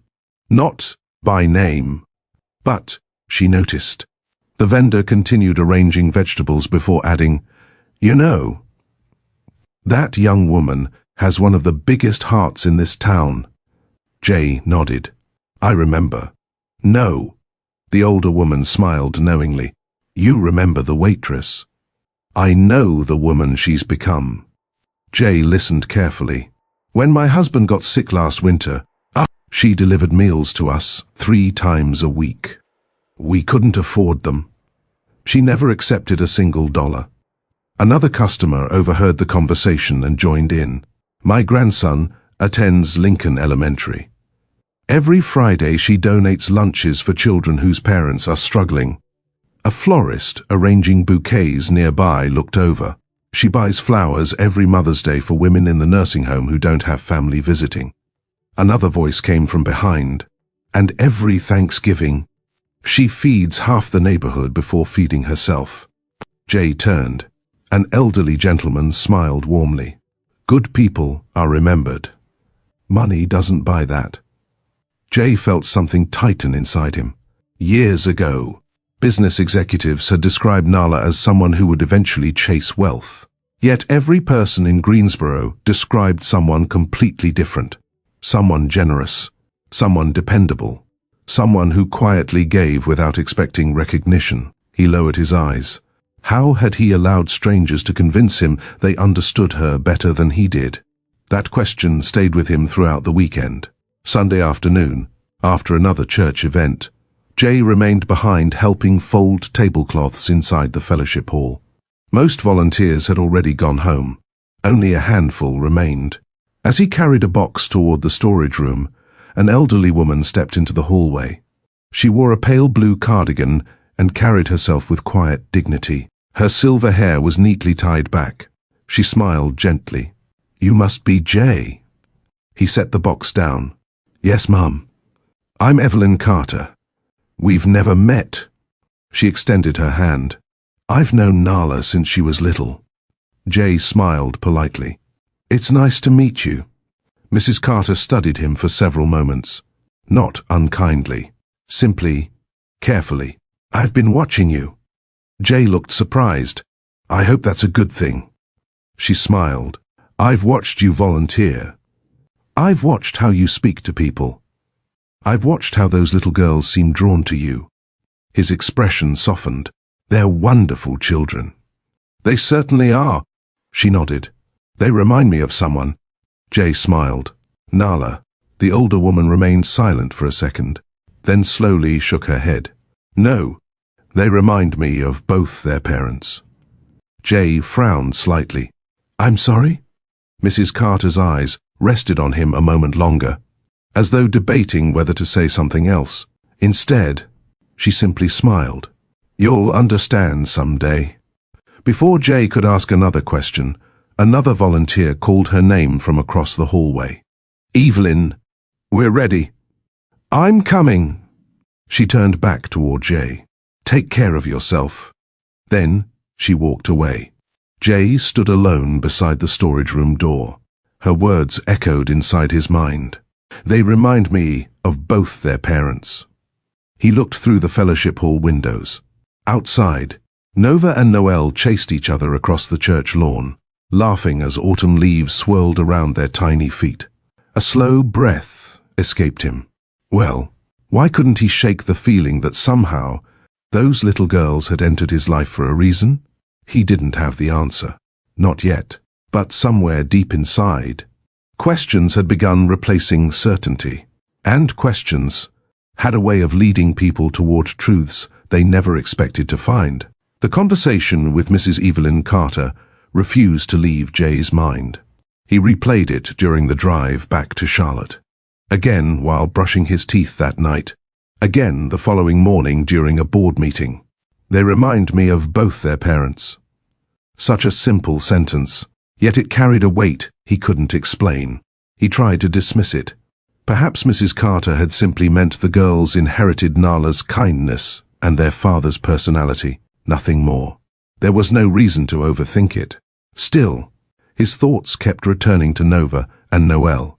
Their confidence, their honesty, the way they smiled, the way they spoke. Even the tiny habit Nova had of tilting her head before asking a question. For some reason, every memory felt strangely personal. A few days later, Pastor Thompson called. "Jay, are you free Saturday afternoon?" "I think so. We're hosting another community event. The youth choir is performing, and we're celebrating several children's birthdays after the service." Jay smiled. "I'll be there. We'd be happy to have the extra help." I wouldn't miss it. Saturday arrived bright and cool. Families filled the church parking lot long before the service began. Children ran across the lawn carrying colorful balloons while volunteers decorated the fellowship hall with handmade banners. Inside, Nala's catering team arranged cupcakes, fruit trays, sandwiches, and homemade cookies across several long tables. Jay arrived early and immediately joined the setup crew. For the next 2 hours, he barely caught a glimpse of Nala. She remained busy organizing deliveries, checking supplies, and making sure every volunteer had what they needed. Whenever someone thanked her, she simply smiled and kept working. Watching her from a distance reminded Jay why he'd fallen in love with her years ago. Success hadn't changed her. Responsibility had only revealed more of who she'd always been. Shortly after lunch, the children's choir finished singing. Parents applauded. Phones recorded smiling faces. Laughter echoed through the fellowship hall. Pastor Thompson stepped toward the microphone. "Before everyone heads home, we have something special." Several children immediately began cheering. The pastor laughed. "I knew that would get your attention.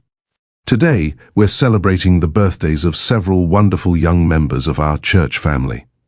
Volunteers carried a large birthday cake toward the center table. Children gathered excitedly around it. Parents moved closer with cameras ready. Jay stood near the back, smiling as he helped arrange extra chairs. The pastor continued reading names one by one. Each child received applause before joining the growing group around the cake. Finally, he looked toward Nala. "And now,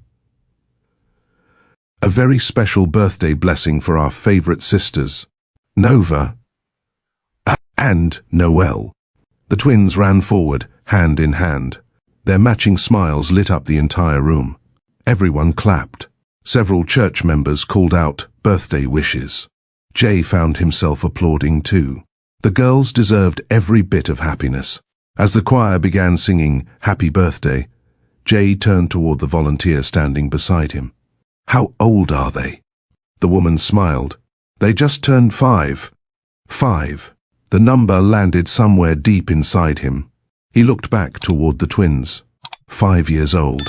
His thoughts stopped. Something stirred, something uncomfortable. The celebration continued around him. Children laughed. Parents took pictures. The twins blew out their candles together. Everyone applauded, yet Jay barely heard any of it. His attention remained fixed on one number, 5. After the celebration ended, families gathered outside while children played games on the church lawn. Jay helped carry empty serving trays toward the kitchen. As he entered, Pastor Thompson smiled. "Could you grab another box of candles from the storage room?" "Of course." While searching the shelves, Jay casually asked, "The twins, they're 5 now?" The pastor nodded. Hard to believe. "They've grown so quickly." Jay smiled faintly. "When's their birthday?" Oh. The pastor answered without hesitation. "October 18th. Jay froze. The box slipped slightly in his hands. "What did you say?" "October 18th. The girls were born 5 years ago. Beautiful autumn morning. I remember because half the church visited the hospital that afternoon." Jay stared at him. His mouth suddenly felt dry. "You okay?"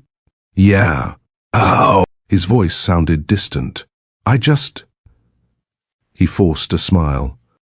"Thought I recognized the date." The pastor nodded, unaware of the storm now building inside Jay. Jay carried the candles back to the fellowship hall. He smiled when spoken to. He thanked volunteers. He helped clean tables. His body continued moving. His mind did not. October 18th, 5 years ago. His last conversation with Nala. When exactly had that happened? Late October? No. Earlier. Was it September? No. He couldn't remember. Why couldn't he remember? That evening, Jay drove back to Charlotte in complete silence. The radio remained off. Traffic barely registered. Every mile carried the same question. When did we break up? The moment he entered his penthouse, he walked straight into his home office. He opened his laptop, pulled out old calendars, email archives, travel schedules, meeting notes, anything that could help him rebuild the timeline. One by one, the dates appeared. Investor retreat, business meetings, Greensboro visits, dinner with Nala, the apartment, the necklace, the breakup. He leaned closer to the screen, counting, then counted again. His heartbeat quickened. "No." He whispered. He opened another calendar, checked again. The answer didn't change. He grabbed an old notebook from storage, compared another set of dates. Still, the same result. His hands began trembling. There was no mistake. The timeline matched perfectly. Every single time. He pushed his chair back, walked toward the window overlooking Charlotte's skyline. His reflection stared back at him. Confused, shaken, afraid. He remembered Nova's smile, Noelle's laughter, their green eyes, their honesty, the way they had felt strangely familiar from the very beginning. Mrs. Carter's words returned once more. "They remind me of both their parents." His breathing became uneven. Could it really be possible? Could the reason he felt so connected to those little girls be something far greater than coincidence? His heart already knew the answer. His mind refused to accept it. He stood there for what felt like hours, staring through the glass. Finally, barely above a whisper, he spoke the words aloud. "No." His voice cracked. "Please don't let this be true." But somewhere deep inside, he already knew. The dates never lied. Jay didn't sleep that night. Every time he closed his eyes, he saw two little girls smiling across a bake sale table. Nova, Noelle, he heard their tiny voices. Being honest is more important than making money. Mummy says if someone is lonely, sit with them. The words echoed through the quiet penthouse. He sat on the edge of his bed until nearly 3 in the morning before finally standing. His apartment suddenly felt too large, too empty. He picked up his car keys. Minutes later, the drive felt longer than usual. Not because of traffic, because every mile carried another memory.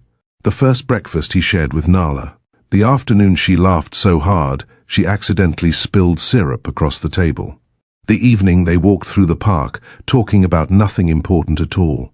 The birthday necklace, the apartment, the question, would you still choose me? Jay gripped the steering wheel tighter. If he had trusted her, if he had ignored every voice except his own, would two little girls have grown up knowing their father? The thought hurt more than he could describe. By the time he reached Greensboro, darkness had settled across the neighborhood. He didn't drive toward the church. He didn't go to the diner. His hands carried him somewhere else, somewhere he had quietly memorized over the past 2 weeks. Nala's home. He parked several houses away. The engine fell silent. He stayed inside the SUV. He had promised himself one thing. He would never appear at her door uninvited. Not after everything he had already taken from her. So, he waited. Not for an opportunity, for courage. Warm light spilled from the living room window. The curtains weren't fully closed. From where he sat, he could see small movements inside. Then, 3 familiar figures appeared. Nala sat cross-legged on a large rug. Nova rested comfortably against her shoulder. Noelle lay across her lap, holding a colorful picture book upside down before bursting into laughter. Nala gently turned the book the right way around. The twins giggled even harder. Jay smiled, despite the ache growing inside him. Nala began reading aloud. Every few pages, she changed her voice for different characters. The girls laughed, interrupted her, asked questions. She answered everyone patiently. No phones, no television, no distractions. Just a mother giving her daughters every piece of herself. Jay felt tears gathering again. Not because he envied them, because he suddenly understood everything he had missed. The first bedtime story, the first nightmare, the first scraped knee, the first day of kindergarten, the first loose tooth, the first time they learned to pray. Thousands of tiny moments, gone, not stolen, lost, because of one question he never should have asked. A tear slipped down his cheek. He didn't wipe it away. He simply watched. For nearly 20 minutes, when Nala kissed each little girl on the forehead before leading them toward the hallway, Jay quietly whispered, "I'm so sorry." No one heard him. The house grew quiet. A few minutes later, the lights upstairs turned on. Then gradually, one by one, they disappeared. Jay remained parked outside another 15 minutes before finally starting the engine. He drove away without anyone ever knowing he had been there. Morning arrived carrying crisp autumn air. Jay woke after less than 2 hours of restless sleep. He showered, dressed simply, blue jeans, grey sweater. The expensive watches remained inside the drawer. The designer suit stayed hanging inside the closet. Today, none of those things mattered. He arrived outside Nala's kitchen before sunrise. The street remained almost empty. Employees hadn't arrived yet. The storefront lights were still off. Jay stood across the sidewalk with both hands tucked inside his pockets. He rehearsed dozens of conversations inside his head. Every version ended differently. None felt right. An hour passed. Delivery trucks began arriving. Employees unlocked the side entrance. Fresh bread and roasted vegetables filled the cool morning air. Finally, a silver SUV pulled into the parking space beside the building. Nala stepped out carrying a large insulated food container. She hadn't noticed him yet. She locked the vehicle, turned toward the entrance, then stopped. Her eyes found him immediately. Neither moved. The silence between them felt heavier than any argument. Jay remained exactly where he was. He refused to walk toward her without permission. Nala studied him carefully. "You've been here a while." He nodded. "I didn't want to interrupt your morning. What do you want?" Her voice wasn't cold. It was cautious. Careful. Jay swallowed. "There are 100 things I should apologize for." She waited. "But today..." He looked down briefly before meeting her eyes again. "I only need one answer." She slowly placed the insulated container on the ground. "What answer?" Jay's heartbeat pounded so loudly he was certain she could hear it. For several seconds, no words came. He had rehearsed this moment all night.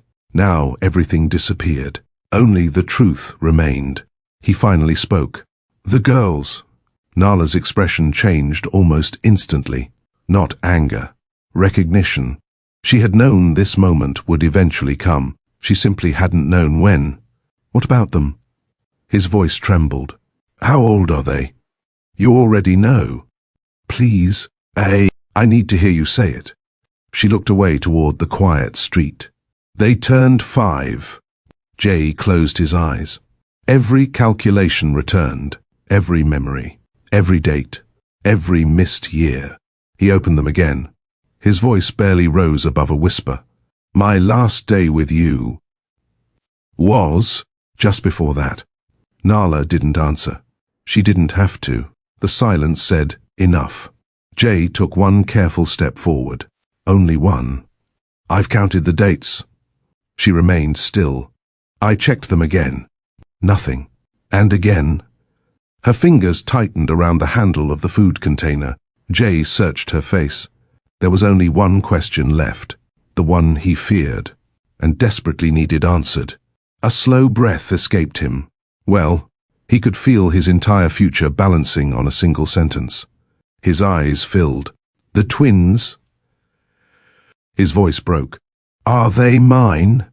Time itself seemed to stop. Cars continued driving somewhere beyond the intersection. A delivery driver wheeled supplies through the back entrance. Leaves drifted gently across the sidewalk. Yet none of it reached either of them. Nala stood, motionless, looking into the eyes of the man she had once planned to spend her life with. The man who had broken her heart. The man who now stood before her, carrying more regret than she had ever imagined possible. For years, she had prepared herself for this question. She had imagined anger. She had imagined accusations. She had imagined lawyers. She had imagined disbelief. What she hadn't imagined was seeing tears in his eyes before she had spoken a single word. Neither of them noticed the kitchen door opening behind her. Neither realized someone had quietly stepped outside. Because in that moment, the rest of the world no longer existed. Only one answer remained. And once spoken, nothing between them would ever be the same again. The twins. But Jay's voice barely carried across the quiet sidewalk. "Are they mine?" The question lingered between them. Nala didn't answer immediately. She couldn't. For years, she had imagined this exact moment more times than she could count. Sometimes he was angry. Sometimes he accused her of lying. Sometimes he laughed because he couldn't believe it. Never, not once, had she imagined him standing in front of her with tears running down his face. Jay searched her expression desperately. "I'm not asking because of money. I'm not asking because of my name.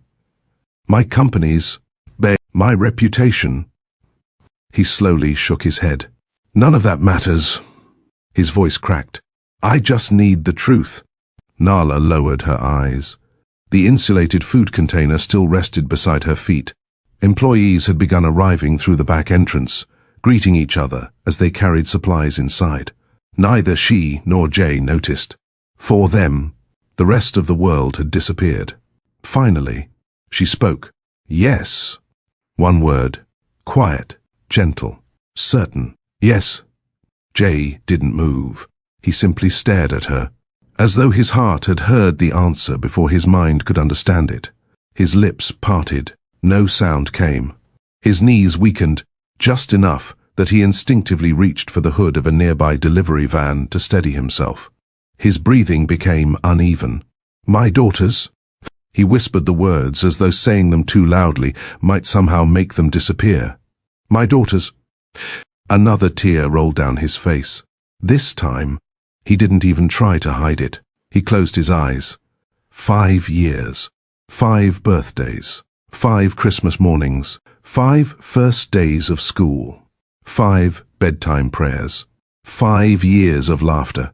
5 years of scraped knees. 5 years of little voices calling someone else whenever they needed comfort. Gone, not because he didn't love them, because he never knew they existed. When he finally opened his eyes again, they were filled with more regret than Nala had ever seen in another human being. "I missed everything." His voice broke completely. Their first smile. The first time they walked. The first word they ever spoke. He covered his mouth with one hand. "Oh, God." "I wasn't there." Nala watched silently. Part of her wanted to comfort him. Another part remembered every night she had cried herself to sleep while carrying those same memories alone. Jay looked at her again. "Why?" "I need to understand." "Why didn't you tell me?" She held his gaze. "You really want to know?" He nodded immediately. "More than anything." Nala drew a slow breath. "When I found out I was pregnant..." She paused, for only a moment. "The first person I thought about was you." Jay listened, without interrupting. "I picked up my phone. I even found your number. I wanted to call." She smiled sadly. "I wanted to tell you that you were going to be a father." Jay's eyes filled again. "What happened?" She looked away briefly toward the quiet street before returning her eyes to him. "I remembered the last conversation we ever had." Neither of them spoke. She continued softly. "You asked me whether I would still love you if you never became successful." Jay lowered his head. "I know. I've regretted those words every day." She nodded.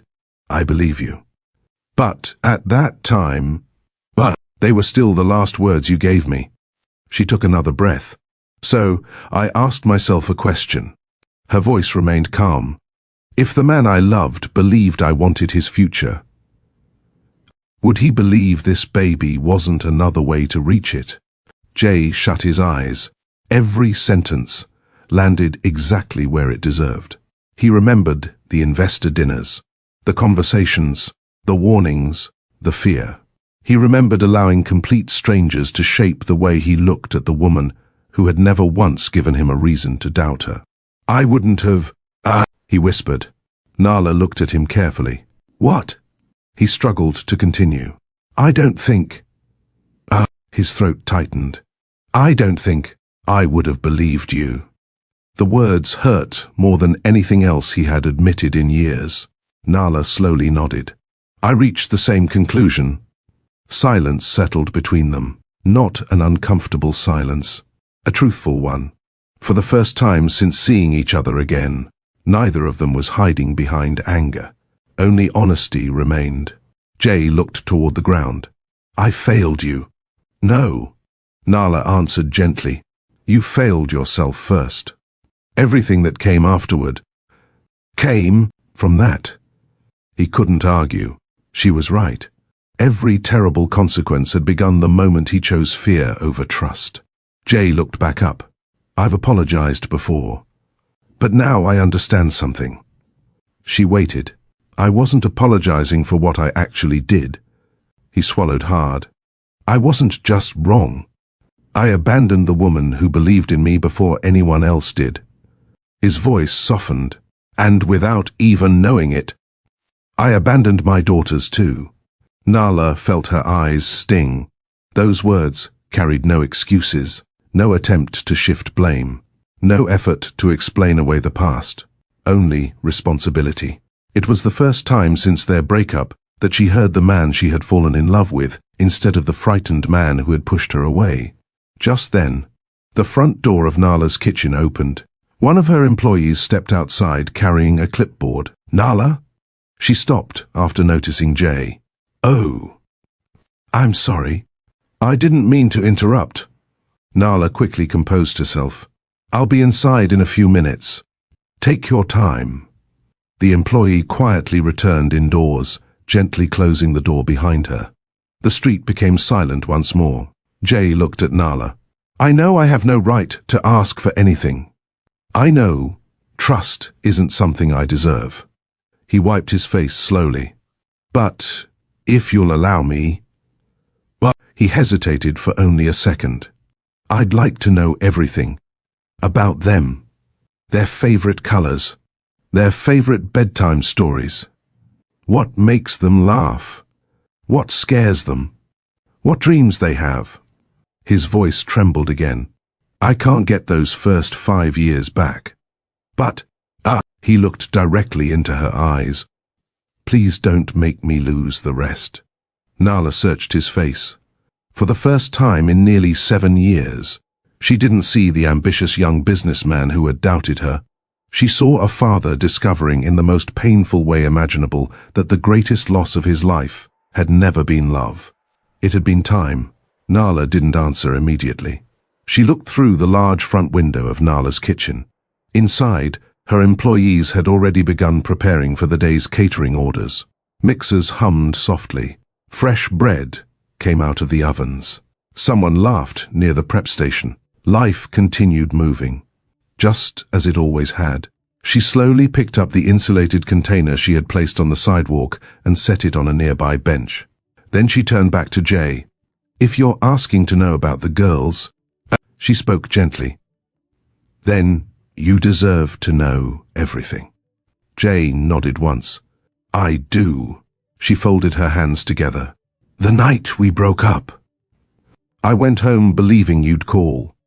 I kept my phone beside me. I barely slept. Every car that drove past my apartment made me think it was you. Jay lowered his eyes. She continued. The next morning, I convinced myself you probably needed time. Then another day passed. And another. Soon, a week had gone by. I finally accepted something. She looked directly at him. You weren't coming. Jay closed his eyes for a moment. I wanted to. I almost did. She gave a small, understanding nod. I know, but almost doesn't change what happened. No, it doesn't. Silence settled between them again.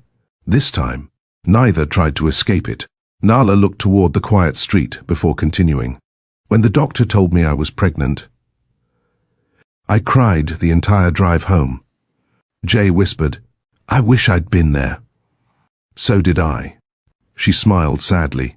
I sat in my car outside my apartment for almost 2 hours. I talked to myself. I argued with myself. I even picked up my phone. I thought, he deserves to know. Her eyes glistened. But every time I started pressing your number, I remembered your face that night. The doubt. The fear. The question. She swallowed. I couldn't bear the thought of hearing you ask if I was using a baby to hold on to your future. Jay shook his head immediately. I would have hated myself forever if I'd said that. You didn't say it, she answered softly. But I believed you were capable of thinking it.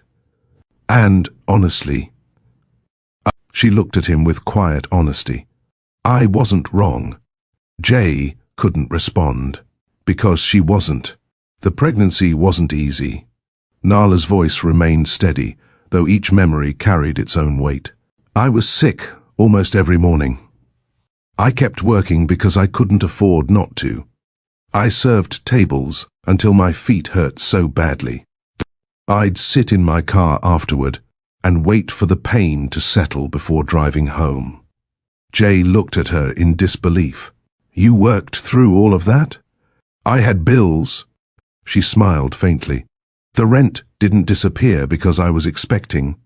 Neither did groceries. I wasn't angry about working. I was grateful I still could. She paused. Then came another surprise. The twins. A tiny smile appeared. I laughed.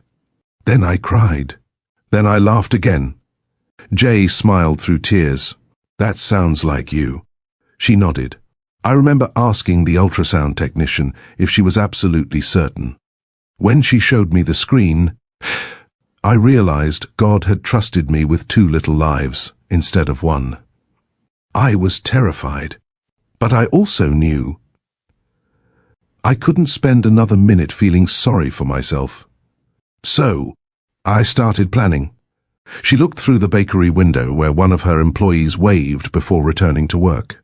I left the diner. I accepted every catering job I could find. Birthday parties, church lunches, office meetings, wedding rehearsals. If someone needed food, I showed up. I'd work all day, study recipes at night, wake up and do it all over again. Jay listened quietly. His chest felt heavier with every sentence. I wasn't trying to become successful. I was trying to become dependable. So, when my daughters looked at me, they would never wonder whether someone was coming to save us. Jay whispered, "You saved all 3 of you." She looked at him. I had to. A gentle breeze moved through the street. For a few moments, neither of them spoke. Finally, Jay asked, "Were you alone when they were born?" Nala smiled softly. "No. My church family stayed with me. Mrs. Evelyn Carter held one baby, while I held the other. Pastor Thompson prayed over both girls before we even left the hospital. They reminded me something important." Jay waited. Family isn't only the people you're born into. It's also the people who choose to stand beside you. Jay nodded slowly. "I'm grateful they were there. So am I." She continued. "The hardest part wasn't the pregnancy. It wasn't the business. It wasn't even raising twins." Jay frowned. "What was it?" "The questions." "What questions?"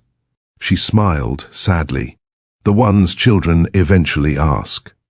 Why don't we have a daddy at home? Does my daddy know me? Did we do something wrong?" Jay felt his heart sink. "What did you tell them?" "The truth. They deserved that. I told them their father was once a good man. I told them people sometimes make painful mistakes. I never called you cruel. I never called you selfish. I refused to let my daughters grow up hating someone they'd never met." Jay covered his face with both hands. A father they had never met. Yet she had still protected the image they carried of him. "I don't deserve that kindness." "No," she answered honestly. "You didn't. But they did. They deserved peace." Jay remained silent for several seconds. Then he looked at her. "I've spent years building companies. I thought every deal mattered. Every award. Every headline." He laughed bitterly. "I was chasing success while my daughters were learning to ride bicycles. I was giving interviews while they were celebrating birthdays. I bought a private jet. And missed the first time they probably called someone daddy." His voice broke again. "I don't even know who they called." Nala's expression softened. "They never called anyone daddy." Jay looked up. "What?" "I never remarried. I never introduced another man into their lives. They know they have a father. They just didn't know where life had taken him." His eyes widened. "You told them about me?" "I told them enough." "What did you say?" "That somewhere." Their father was living a life he probably never imagined. And if the day ever came when he walked through that door with honesty in his heart, I would let them decide who he became to them. Jay could barely breathe. "You gave me a chance. Before I even knew I needed one." She nodded gently. Children shouldn't inherit their parents' wounds. Before Jay could respond, the front door burst open. 2 familiar little voices filled the morning air. "Mommy!" Nova came running first. Noelle followed only a step behind. Both slowed when they noticed Jay standing beside their mother. Their faces lit up instantly. "Mr. Jay!" Without hesitation, Nova slipped her tiny hand into his left hand. Noelle reached for his right. Neither girl noticed the tears filling the adult's eyes. Neither understood why Jay suddenly dropped to one knee. He looked at the two little girls standing in front of him. His daughters. For the first time in their lives, he was holding both of their hands. And he realized nothing he had ever owned had ever felt this priceless. Jay remained on one knee. Nova held his left hand. Noelle held his right. Neither little girl had any idea why the tall man in front of them suddenly looked as though he might cry again. Nova tilted her head. "Mr. J, are you okay?" Jay smiled through the tears gathering in his eyes. "I think—" He swallowed carefully. "I'm getting there." The twins exchanged confused glances before smiling back at him. Children had a remarkable way of accepting people without demanding explanations. To them, he was simply the kind man who bought all their cookies, the volunteer who helped carry tables, the person who always remembered to kneel so he could speak to them at eye level. Nothing more, nothing less. Nala watched quietly. Her heart ached, not because she regretted telling him the truth, because she had never imagined seeing this moment become real. For years she had carried the responsibility of being both mother and father. Now, the man standing before her wasn't asking to erase the past. He was mourning it. There was a difference. Nova looked toward her mother. "Mummy? Can Mr. J come inside?" Nala smiled gently. "We have a busy morning. We'll see him again." The girls accepted the answer without complaint. "Okay." Noelle looked back at Jay. "Will you come to church next Sunday?" Jay smiled warmly. "If you'll let me." Both girls nodded excitedly. "You have to. We'll save you a seat." Jay laughed softly. "I'd like that very much." The twins hugged their mother before running inside the building, their laughter echoing through the kitchen. The front door slowly closed behind them. Silence returned. Jay continued watching the door for several seconds. Then he looked back at Nala. "I don't deserve how kind you've been." She folded her arms. "This isn't about what you deserve. It's about what they deserve." He nodded immediately. "I know. They deserve stability. They deserve honesty. They deserve someone who keeps his promises." "I understand that." Nala studied him carefully. "So tell me, if I allow you into their lives, what happens the first time business gets busy again?" Jay didn't answer immediately. He considered every word before speaking. "I've spent years believing success meant never slowing down. I was wrong. My companies can survive if I miss a meeting. My daughters shouldn't have to survive because I missed their childhood." Nala searched his face. He wasn't speaking like the ambitious young man she once knew. He spoke like someone who had finally understood the cost of success without balance. The following Sunday arrived with bright autumn sunshine. Jay parked outside New Hope Community Church nearly 40 minutes before the service began. This time, he wasn't there as a visitor. He wasn't there searching for answers. He was there because two little girls had asked him to come. As he stepped onto the church lawn, Pastor Thompson greeted him with a smile. "I was hoping we'd see you." Jay smiled. "I promised someone I'd be here." The pastor laughed knowingly. "I think I know exactly who." Moments later, two small voices rang across the courtyard. "Mr. J!" Nova and Noelle came running as fast as their little legs could carry them. They stopped directly in front of him. Nova grinned. "You came. I said I would." Noelle smiled proudly. "We saved your seat." Jay laughed. "I guess I have to keep my promise now." "You do." The girls each grabbed one of his hands before leading him toward the church entrance. Across the courtyard, Nala watched quietly. She didn't interrupt. She simply observed. Jay wasn't trying to impress anyone. He wasn't putting on a performance. He was simply showing up, exactly when he said he would. Weeks slowly became months. Jay made another decision that surprised everyone inside his company. He reduced his travel schedule. Several board members objected. One executive looked completely shocked. "You're stepping away from 3 expansion projects?" Jay nodded calmly. "They'll still be there next year.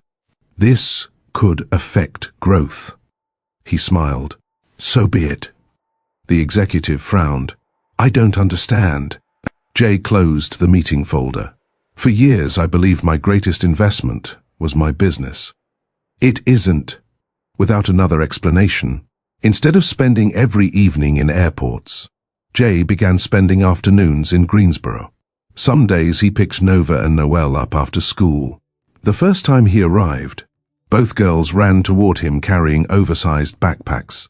"Mr. J," Nova smiled. "You remembered. I said I would." He opened the back door of the SUV.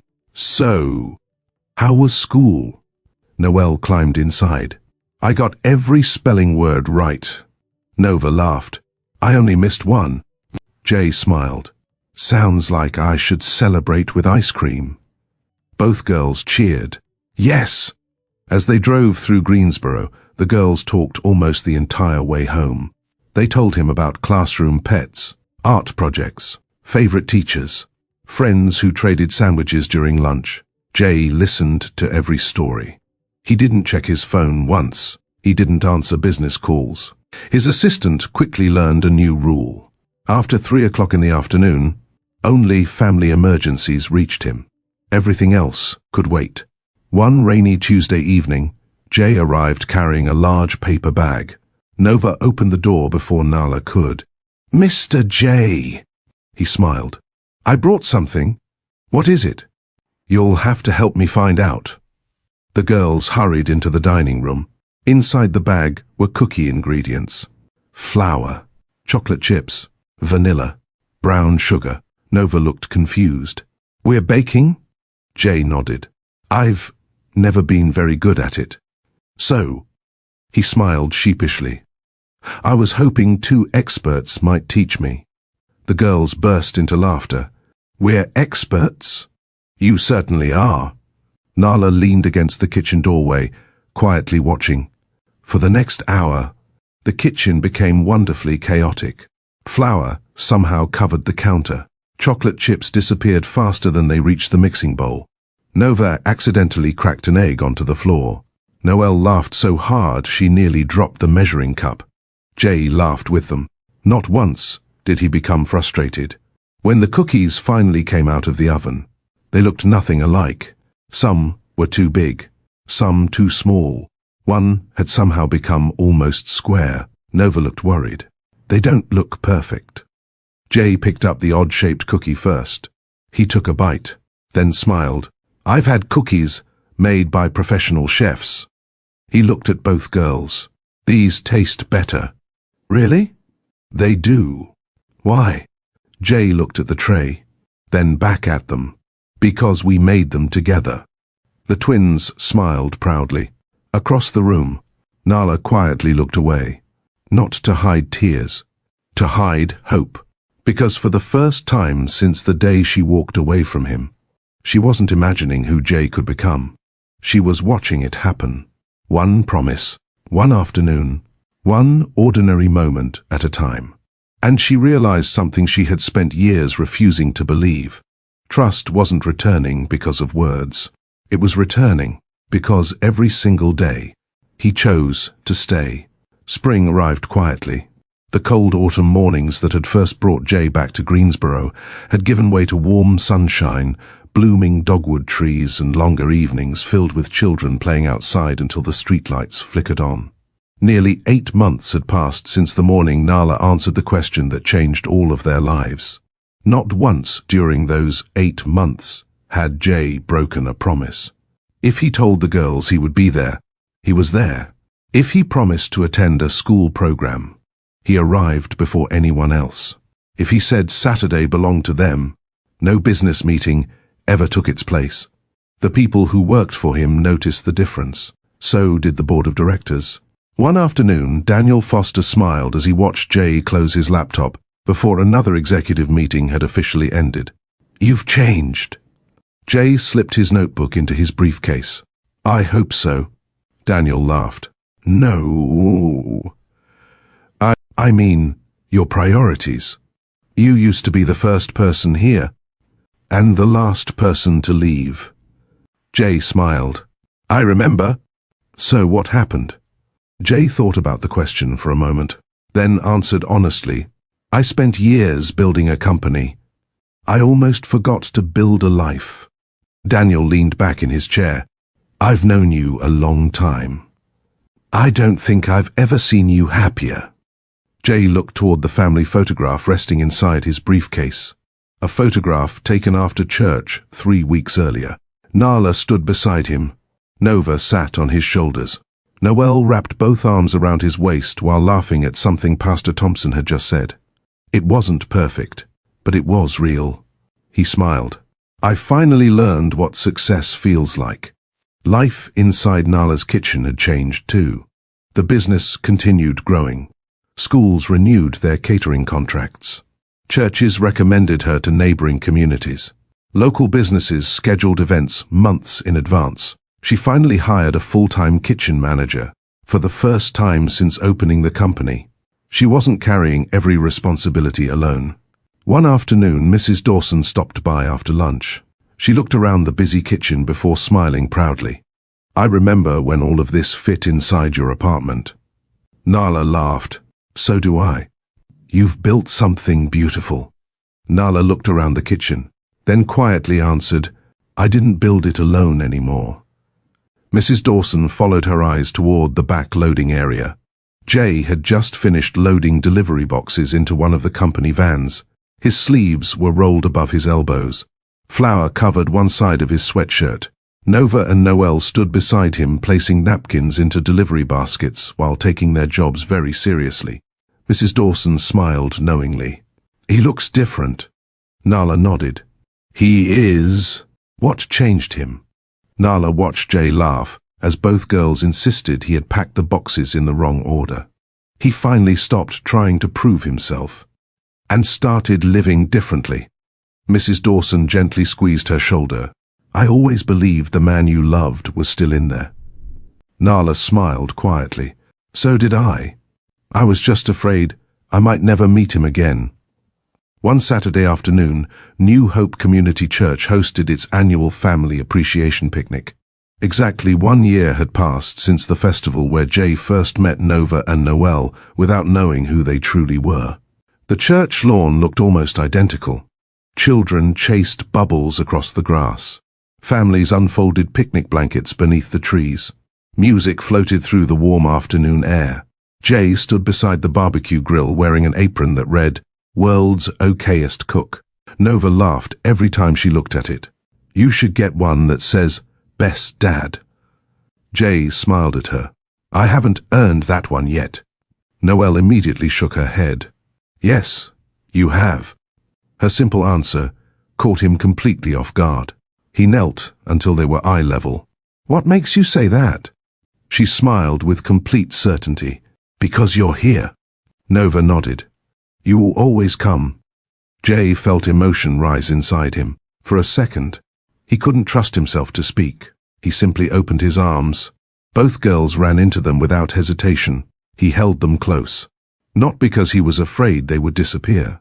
Because for years, he had dreamed of a moment he never believed he would receive. Across the church lawn, several people quietly watched. Pastor Thompson smiled. Mrs. Evelyn Carter gently wiped away a tear. Even Mr. Henderson chuckled. I suppose those girls finally found the man they were waiting for. Mrs. Carter smiled. No, said they found the man he was always capable of becoming. Later that afternoon, everyone gathered inside the fellowship hall before the closing prayer. Pastor Thompson stepped to the front. I'd like to say something before we finish today. The room became quiet. He looked toward Jay, Nala, and the twins. Over the years, I've learned that life gives us many opportunities. Some we recognize immediately. Others, we only understand after making painful mistakes. He smiled warmly. But grace has a remarkable way of meeting people who are willing to grow. The congregation nodded quietly. The pastor continued, Real wealth has never been measured by what sits inside a bank account. It's measured by the people who trust you, the promises you keep, the love you protect, and the family you choose every single day. Jay slowly reached for Nala's hand. He didn't assume she would take it. He simply offered it. She looked at him, then at Nova and Noel standing between them. Without saying a word, she placed her hand inside his, not because every wound had disappeared, but because every day he had shown her something stronger than promises. Consistency. The twins looked up and smiled. Nova reached for her mother's free hand. Noel grabbed Jay's. Together, the four of them walked out of the fellowship hall into the warm afternoon sunshine. Jay looked down at his daughters, then toward Nala.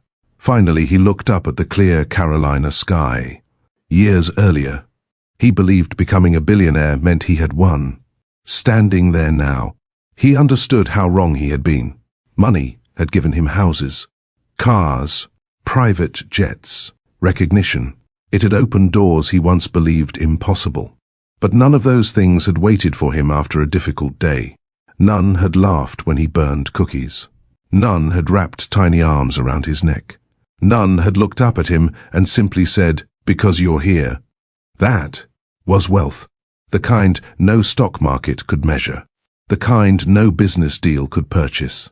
The kind he almost lost forever.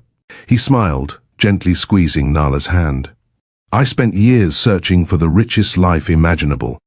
He looked at the three people beside him. "It turns out, I already knew where to find it." Nala smiled. "You just had to find your way home." Jay nodded. "I'll spend the rest of my life making sure I never lose it again." The four of them continued walking together as laughter echoed across the church grounds. For the first time in many years, Jay Morgan no longer felt like the richest businessman in America. He felt something infinitely greater. A father, a partner, a man who had finally discovered that the greatest fortune anyone can ever possess isn't measured in dollars. It's measured in the hearts that welcome you home. Before you go, we'd love to hear from you. Do you think Nala made the right decision by raising Nova and Noel on her own after losing trust in Jay? Or would you have made a different choice? Share your thoughts in the comments below. We read them all, and your perspective could encourage someone else. If this story touched your heart and reminded you that trust, forgiveness, and family are life's greatest treasures, don't forget to like this video, subscribe to Mr. Austin Love and Story Tales, and share this story with someone who needs to hear it today. Until next time, take care of the people who believe in you, because success may change your life, but love, character, and trust are what make it worth living.